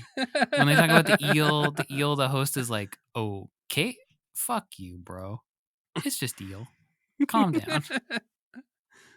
There was one meal which the name of it got my attention. Was it the one that Which was was- called Jensen's Temptation? That is correct. The one Because he that was like, has- this is the eel, this is the potatoes, this is Johnson's This is Temptation. Jensen's I'm like, Temptation. what? Wait. And especially, I think the host even is also like, wait a minute. let's Explain go what back. that one is. Yeah. Yeah. Well, when this guy's name is Yanni Johansson, for a second I was like, wait, is this his like Yeah. signature dish that I he need to ask calls him to like, be like, "Oh, well, Yanni's Temptation or well, something? I'm glad you asked. Allow me to introduce the new food that's going to sweep the world. But no, it's potatoes, onions, and anchovies. That's what it is. And it's apparently a very, famous Christmas dish in Sweden. So Mm. I'm sure Swedish listeners would know exactly what this is. That sounds just okay the naming to of me. it sounded odd to us. I could eat that, I think. I don't want an anchovy. Anchovies are kind of okay. They melt into like a beautiful sauce if you cook them. So I think they would be like that more than anything. But yeah, this is a very interesting challenge for Jim and for the viewer, honestly. Yeah. Where It's the kind it of thing wraps where up with afterward you'd be like, I'm never doing the Swedish Chef again. He has retired now. yeah, that was the last time actually we ever used him. They had to promise Yanni Johansson that they would never do it again because he was so offended. They put the Swedish Chef he's in Swedish prison. He's still there to this day for being disrespectful. The king of Sweden saw that and said, no. Not in my country. You have disgraced our beloved chef. Yeah. Or it's like the But second the yes. Swedish Chef steps off of the plane, the cops slap the cuffs on him. So he can't leave America anymore. Yeah, but you slap the cuffs on him and his head just goes away. That's true, yeah. And it's just He's Frank. like, oh, you caught me. It's just Frank with handcuffs on. Hey, Jim, can you come back? Oh, bye. All right, well, the main event this week, probably the thing that I would say I enjoyed the most. So this is the Storyteller episode called The Luck Child that did air on April 16th, 1988. Sam, what'd you think of it? I loved it. I think this is probably, let me think. We liked the last one too, but I can't remember what it was. Oh, a story short. This one was better than that one. This one had a big puppet, which is what you need. This one had Big Puppet's good. a story that made a lot of sense and hang together well. Yeah, it just was like clear the whole way through. It didn't have a lot of like fairy tale logic of like, then this happened. I just thought it was really good. What did you think? I would 100% agree. I think it's got a great story. It's got some great characters. It's super dark in some places, but it bounces back pretty quickly. It's got some great actors in it. It's got Stephen McIntosh, who plays Lucky, who is Fred in Muppet Christmas Carol. And when the princess showed up, I was like, is that Fred's wife? Because it kind of looked like her a little bit, I thought, but it wasn't. That would have been fun, though. A weird little Easter egg that they snuck in nice there. Little, yeah. But I think, it's directed by John Emile, who directed things like The Core and Entrapment. Oh, the So core, it's where got they go to some- the Earth's core to try to get it to spin again? You are correct. Wow, that is that's the one. amazing. Obviously, much, much later than when he was directing this, Uh-huh. but he would eventually direct that. Wow. It also features Anthony O'Donnell, who is known to me from Doctor Who. The King, I think, was also in something to do with Doctor Who too, where a lot of these British men at some point are going to be in a Doctor Who. There's, I mean, hell, we have a doctor telling the story in the first place. It's a so. pretty small country, yeah. But yeah, this is apparently from an old Russian folk tale. And the storyteller introduces us saying, some people are born lucky. Everyone loves these people. They light up the room. But it's a blessing that can't be undone, which is also true of prophecies. And for a second, I was like, are you trying to pivot us away from the lucky thing? Because you just introduced that. And it's weird to introduce a prophecy now, too. This guy's a little both. Convoluted. He's lucky and prophecy. He's got both. Yep. Born with luck and the prophecy that one day he will be king. I think they picked the perfect person to be a magnetically charming, lucky guy too. Technically, this is a similar character backstory to Fear Not. Yeah. As far as sort of the trajectory here. Exactly. We didn't like him, but we like this guy. Yeah. This guy, I like that he like knows he's lucky, and he's just like, yeah, my name's Lucky. I'm lucky, and he just floats through everything perfectly unscathed. But he's not a complete dick about it No, he's not at until all. Yeah. he, at the end, he kind of knows exactly what he's doing to the king. Well, that king tried to throw him off a cliff when he was a baby. That's Totally fair. I think that's understand fair. that. But it also, at first, before I realized what his plot was, when he just steals all the jewels from the island, I was like, Right. you didn't have to. That wasn't part of the deal. You just needed the feather to get But what you wanted. The griffin doesn't need the jewels. The griffin has too many jewels. I think that's fine. You think it's bad to steal jewels from a griffin that eats human beings?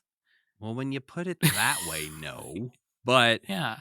when you just, it's thrown away as he got the golden feather he needed to marry his bride, and so he goes to leave, and he's like, I'm also going to take some jewels with me. It just seemed unnecessary. You're going to marry a princess, dude. Why do you need to steal jewels from a griffin? You would do the same in his situation if you were faced with many jewels. I think I am presenting evidence to the contrary that I would not steal the jewels. I just picture us both on the Griffin's Island, and I'm like picking up jewels, and you're like, bro, that's low. Why? He ate that guy's sisters. But he fed his sisters to him. I guess so. I don't know. I don't like to think about that. Well, we learn that this story takes place not so long ago in the deep north, presumably Russia, where two creatures ruled the land, a griffin and a cruel king. The king hears the tale of a peasant child being born, destined to be king. So he's like, "Whoo, we got to nip that in the bud real quick." So him and his evil chancellor leave to go kill the baby. And they do a great job of it, too. Yeah, well, they pose as a holy man who has come to buy the child to raise as his own. And when that doesn't work, the chancellor mutters about bringing violence upon this family. And the family's like, oh, shit. Okay, here you go. Take the baby. And so the immediately, I thought this was going to be a thing where they like try to raise him and eventually they'll do something bad to him. But no, they take this baby immediately to a cliffside and are like, all right, chuck it off. Mm-hmm. But the chancellor, apparently, I didn't really sense this from him, but the king starts to sense that the chancellor might somehow come for the throne as well. And so he tells the chancellor to look over the cliff edge and pushes both the chancellor and the baby off the cliff edge. Yeah, that guy kind of deserved to get pushed off a cliff, I feel. He sucked for sure. Yeah. But the king also sucks. And I didn't necessarily get energy coming off that chancellor that he was going to try and do something bad to the king. Yeah. But he's known him longer than I did. That's why you're not the king. Huh? That's why I'm not the king yet. Doggle, as I so lovingly named him and keep forgetting it's not his real name, interjects, telling the storyteller that that's a terrible story. I like that. The storyteller's like, what? He's like, the baby died. And he's like, what do you mean? He's like, the baby didn't die. Yeah. Your friend tells you a story where a king buys a baby and throws it off a cliff, and that's the end of the story. What the hell? It's like, this is a short episode. But no, the storyteller's like, who said the baby died? No, the baby fell. But the binding caught on a branch where he fell gently into the sand and then laid there as an extremely nude human baby boy. Yeah.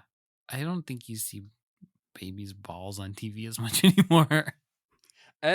One, just to have them immediately just show the fully naked child was a bit shocking. Yeah. But then how long the camera just held there was like, okay, I think we get it. He's naked. Looked cozy on that sand, though. Surprisingly clean nice, baby who just fell off a cliff. Yeah. Somewhere out there, Sam, there's a man who's the same age as us who can say, I was that naked baby. That was my genitals. Wow, you're right. That's amazing. Maybe that's one of us. Maybe we don't remember it. Yeah.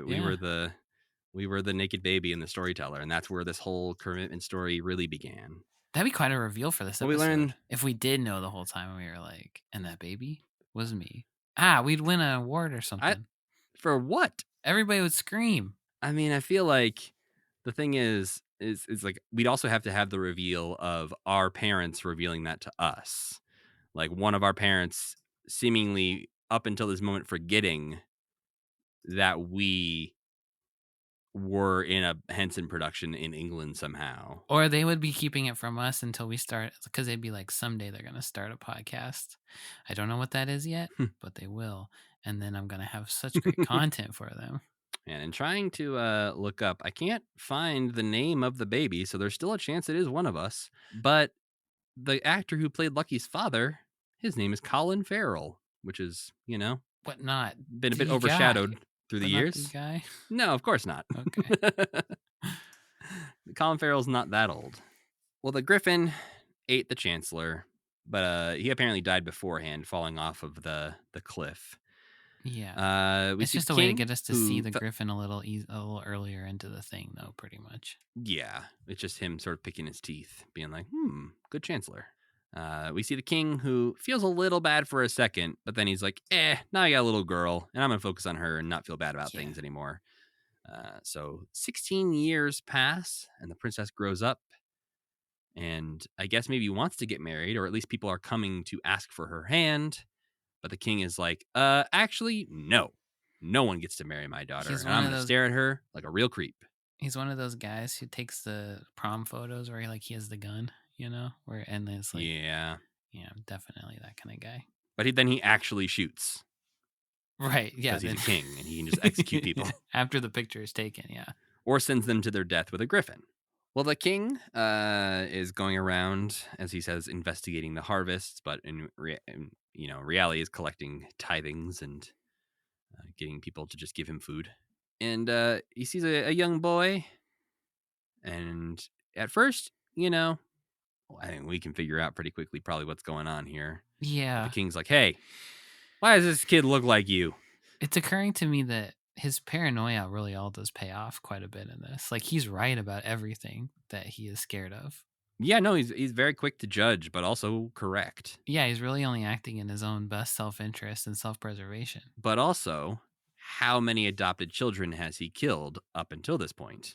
He just saw that guy. He's met a and boy. He's like, hey, you don't look like your parents. That's me. That's true, I guess. Yeah, maybe you're right.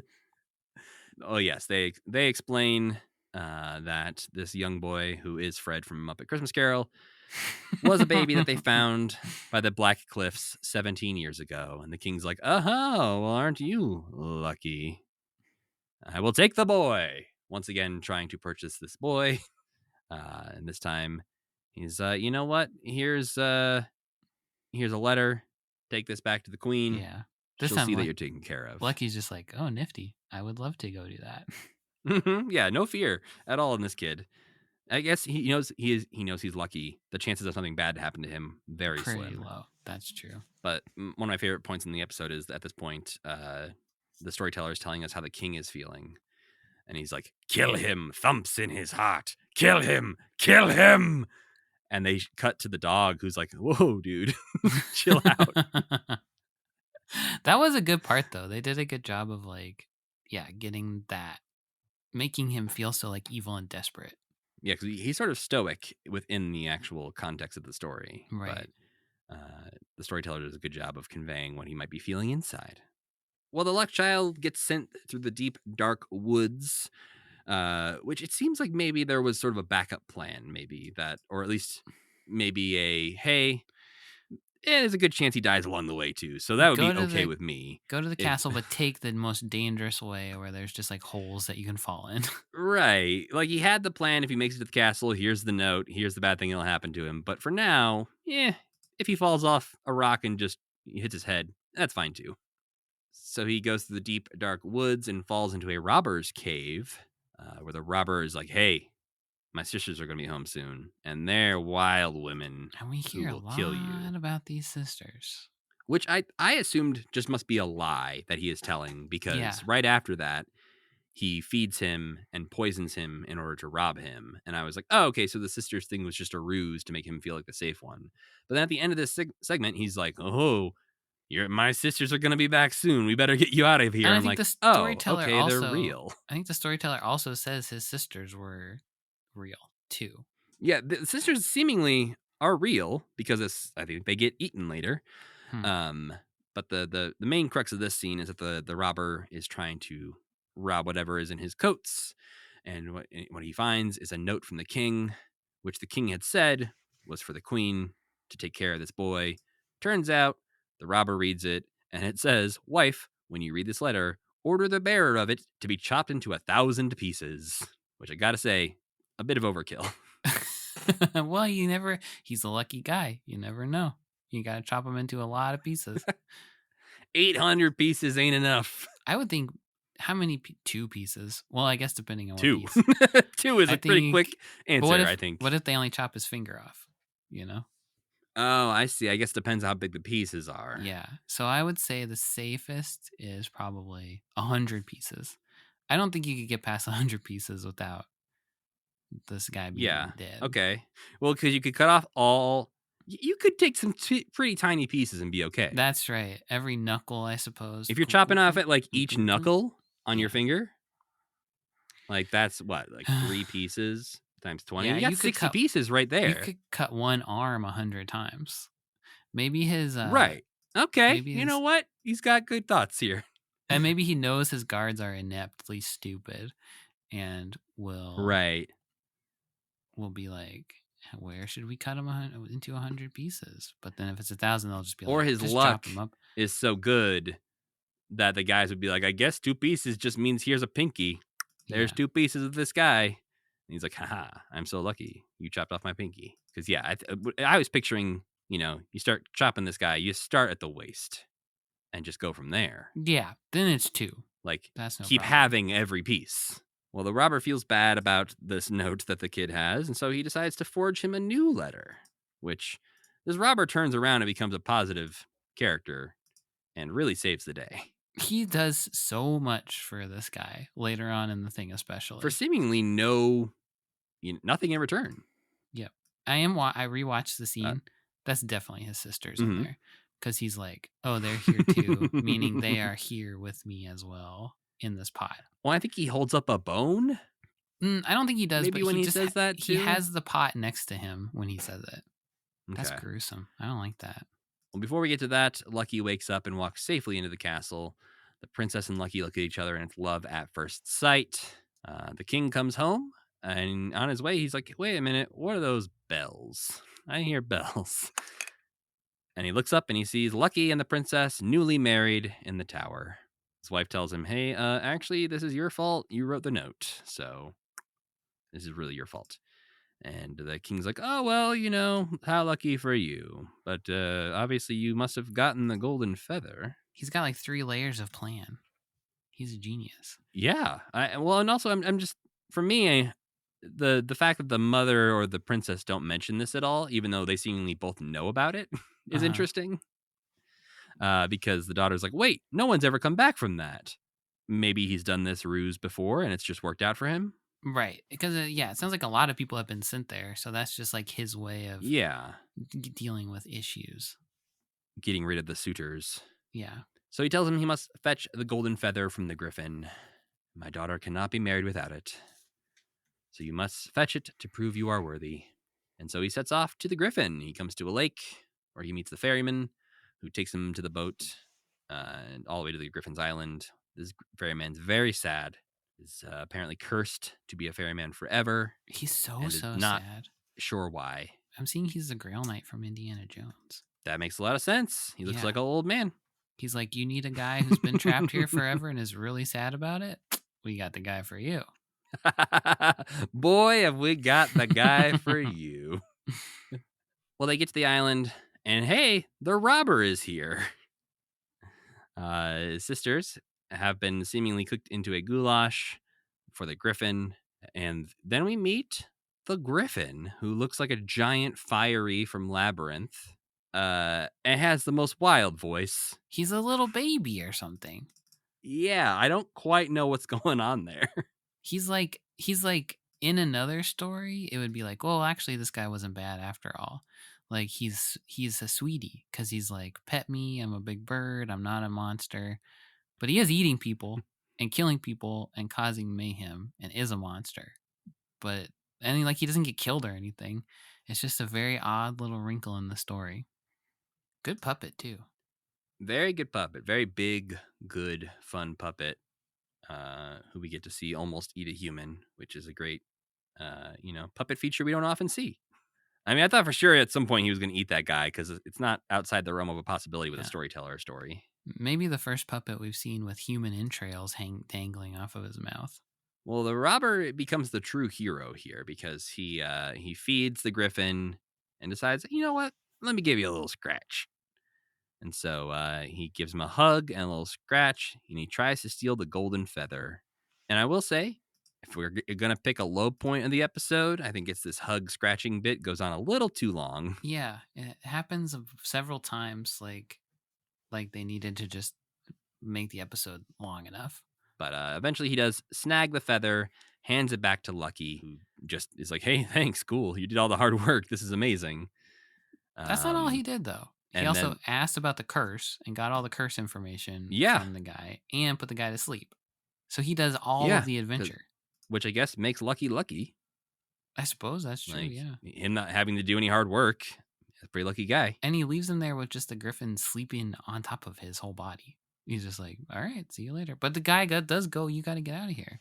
I guess if he keeps cooking for him, maybe he'll be fine.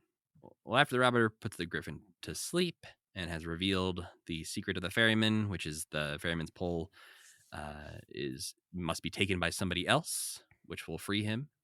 Lucky takes the golden feather and steals some jewels and tells the ferryman what he has to do to get rid of the curse. And so he says, hey, the next time somebody comes here and wants a ride, give him your pole. Tell him to grab your pole. Yeah. And I wrote, that's not very nice because I did not understand his plan. That's what. See, that's what I'm saying. Stealing the jewels followed by, hey, just the next dude who comes over here, just curse him. I was like, this is not a great dude. But it turns out secretly still a good dude. He had it all figured out. He returns to the kingdom with the golden feather. And so the king must give him his blessing, which he's upset about until Lucky's like, hey, though, you want a treasure chest full of jewels? And he's like, I do. I really want that. Yes. Lucky tells him, hey, you know where I got these from? It's an island that pretty much made of jewels. So you should go there and get your own jewels. So, of course, he does. He's riding the ferry with the ferryman, and he complains. He's like, can't this thing go any faster? The ferryman's like, oh, yeah. There's a way. And he's like, just takes his hands off the pole, seemingly, cursing the king to go try and steer it himself. Can you be a good dude and curse someone to a lifetime of endless rowing, though? Even if he's a bad dude? My actual moral ethics say no. Yeah. Because I don't think an eye for an eye kind of situation is probably the best. But you had to get rid of this here. king. This king couldn't stick around.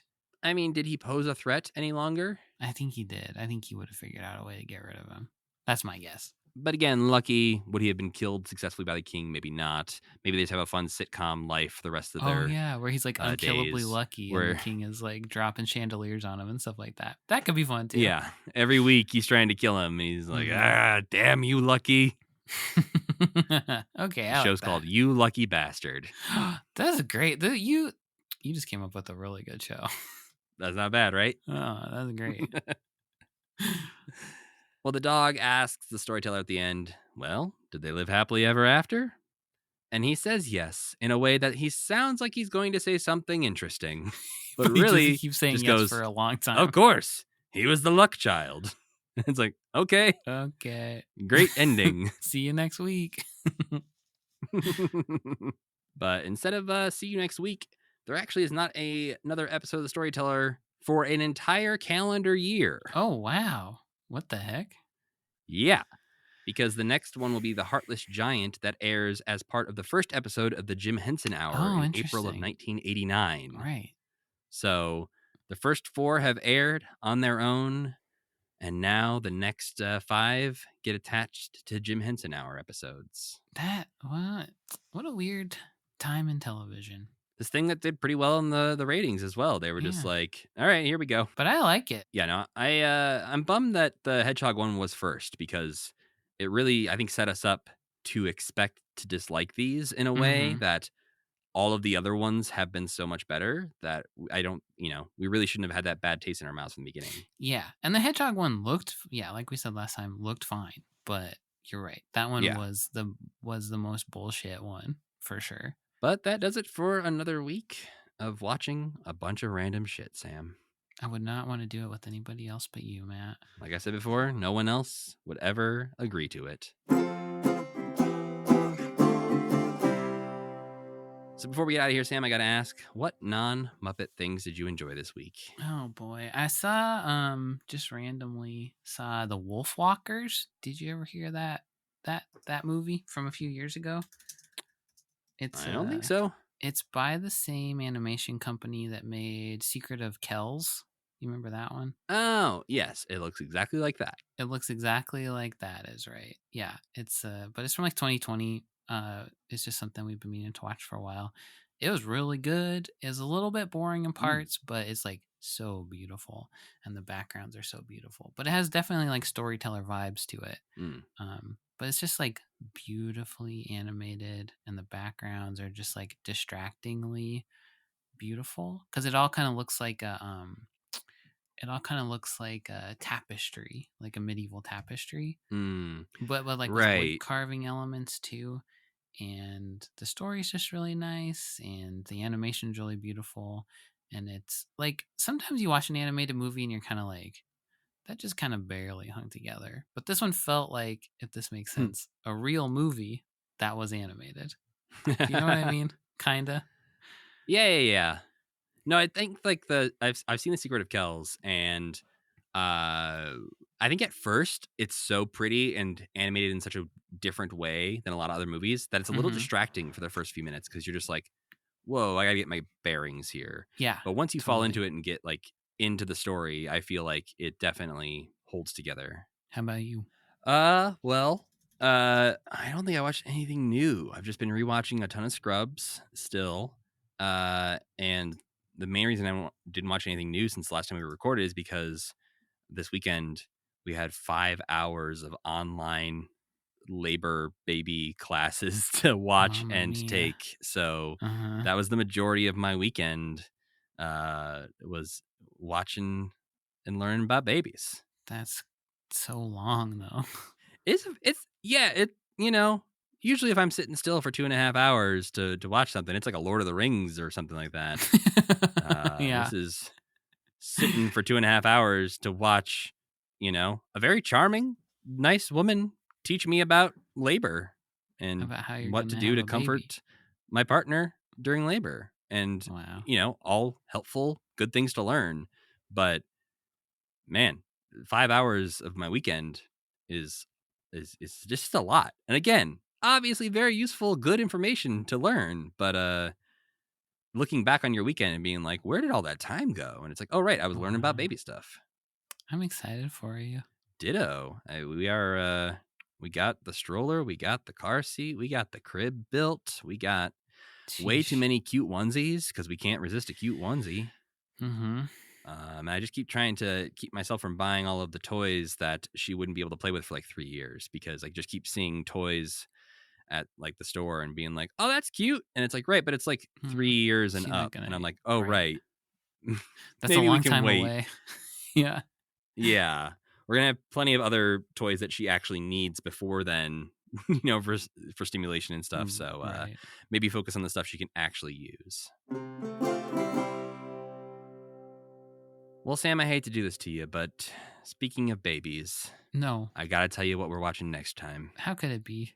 It is because there's a weird gap in the summer of 1988 that I'm going to try and dig into, and I think Jim's Red Book will shed some light on next time we meet. But yes, the next time we meet, we are jumping all the way ahead to August and September of 1988 Oh boy. as we watch the very last Muppet Babies video storybook VHS tape Oh. featuring the stories Okay. Gonzo and the Great Race, Huh? Baby Fozzie is Afraid of the Dark.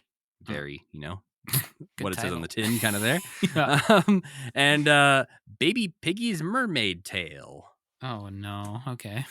And for our main event, we will once again be confronted with another season of Muppet You Babies. dirty rat. It is season 5, episodes 1, 2, and 3. What are they called? Titled Muppets Not Included. Any initial predictions? About batteries. You're Gotta saying it's be. about batteries? Yeah. The second one is Beauty and the Schnoz. I that one sounds so much like it's gonna be Beauty and the Beast that I don't believe that it could possibly be Beauty and the Beast, but I'll just say it is. Yeah.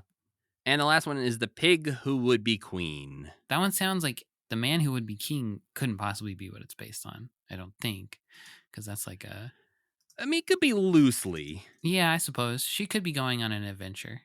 I think it'll be less specific though. I think she'll just be the queen of something. Decide that she's a Most queen. likely. Yeah, and boss everybody around. But to help us along the way, we will be joined by musician, performer, and our Complexly coworker, Laser Weber. So he will be put through the ringer of watching Muppet Babies episodes Sorry. with us. What did he do wrong to deserve Yeah, sorry. that? He offered to be on Kermitment Oh, okay. and Big said, mistake. "Hey, if yeah, I think we were talking about him being on someday, and I was like, well, we're really only watching a lot of Muppet Babies, and he's like, I could talk about Muppet Babies, and I said, okay, here you go. You're gonna be so sorry. So I did let him pick like which episodes he wanted to talk about. So I think he might have some childhood memories of Muppet Babies. We'll see if those are still fond memories after he has rewatched these. Okay. But we want to thank our friend Tuna for making the music for this podcast and Cassie Wilson for singing our theme song. Don't forget to go to commitment.com for all your commitment needs. You still got time, a couple weeks from now, to fill out that Muppet Madness bracket and send your predictions over to mail@commitment.com. So that way, whoever has the most accurate bracket compared to what Sam and I choose on our anniversary episode in a couple weeks, will win some Commitment merch. But you can follow this podcast everywhere on social media, either at Commitment Pod on Instagram or at commitment.com on Blue Sky.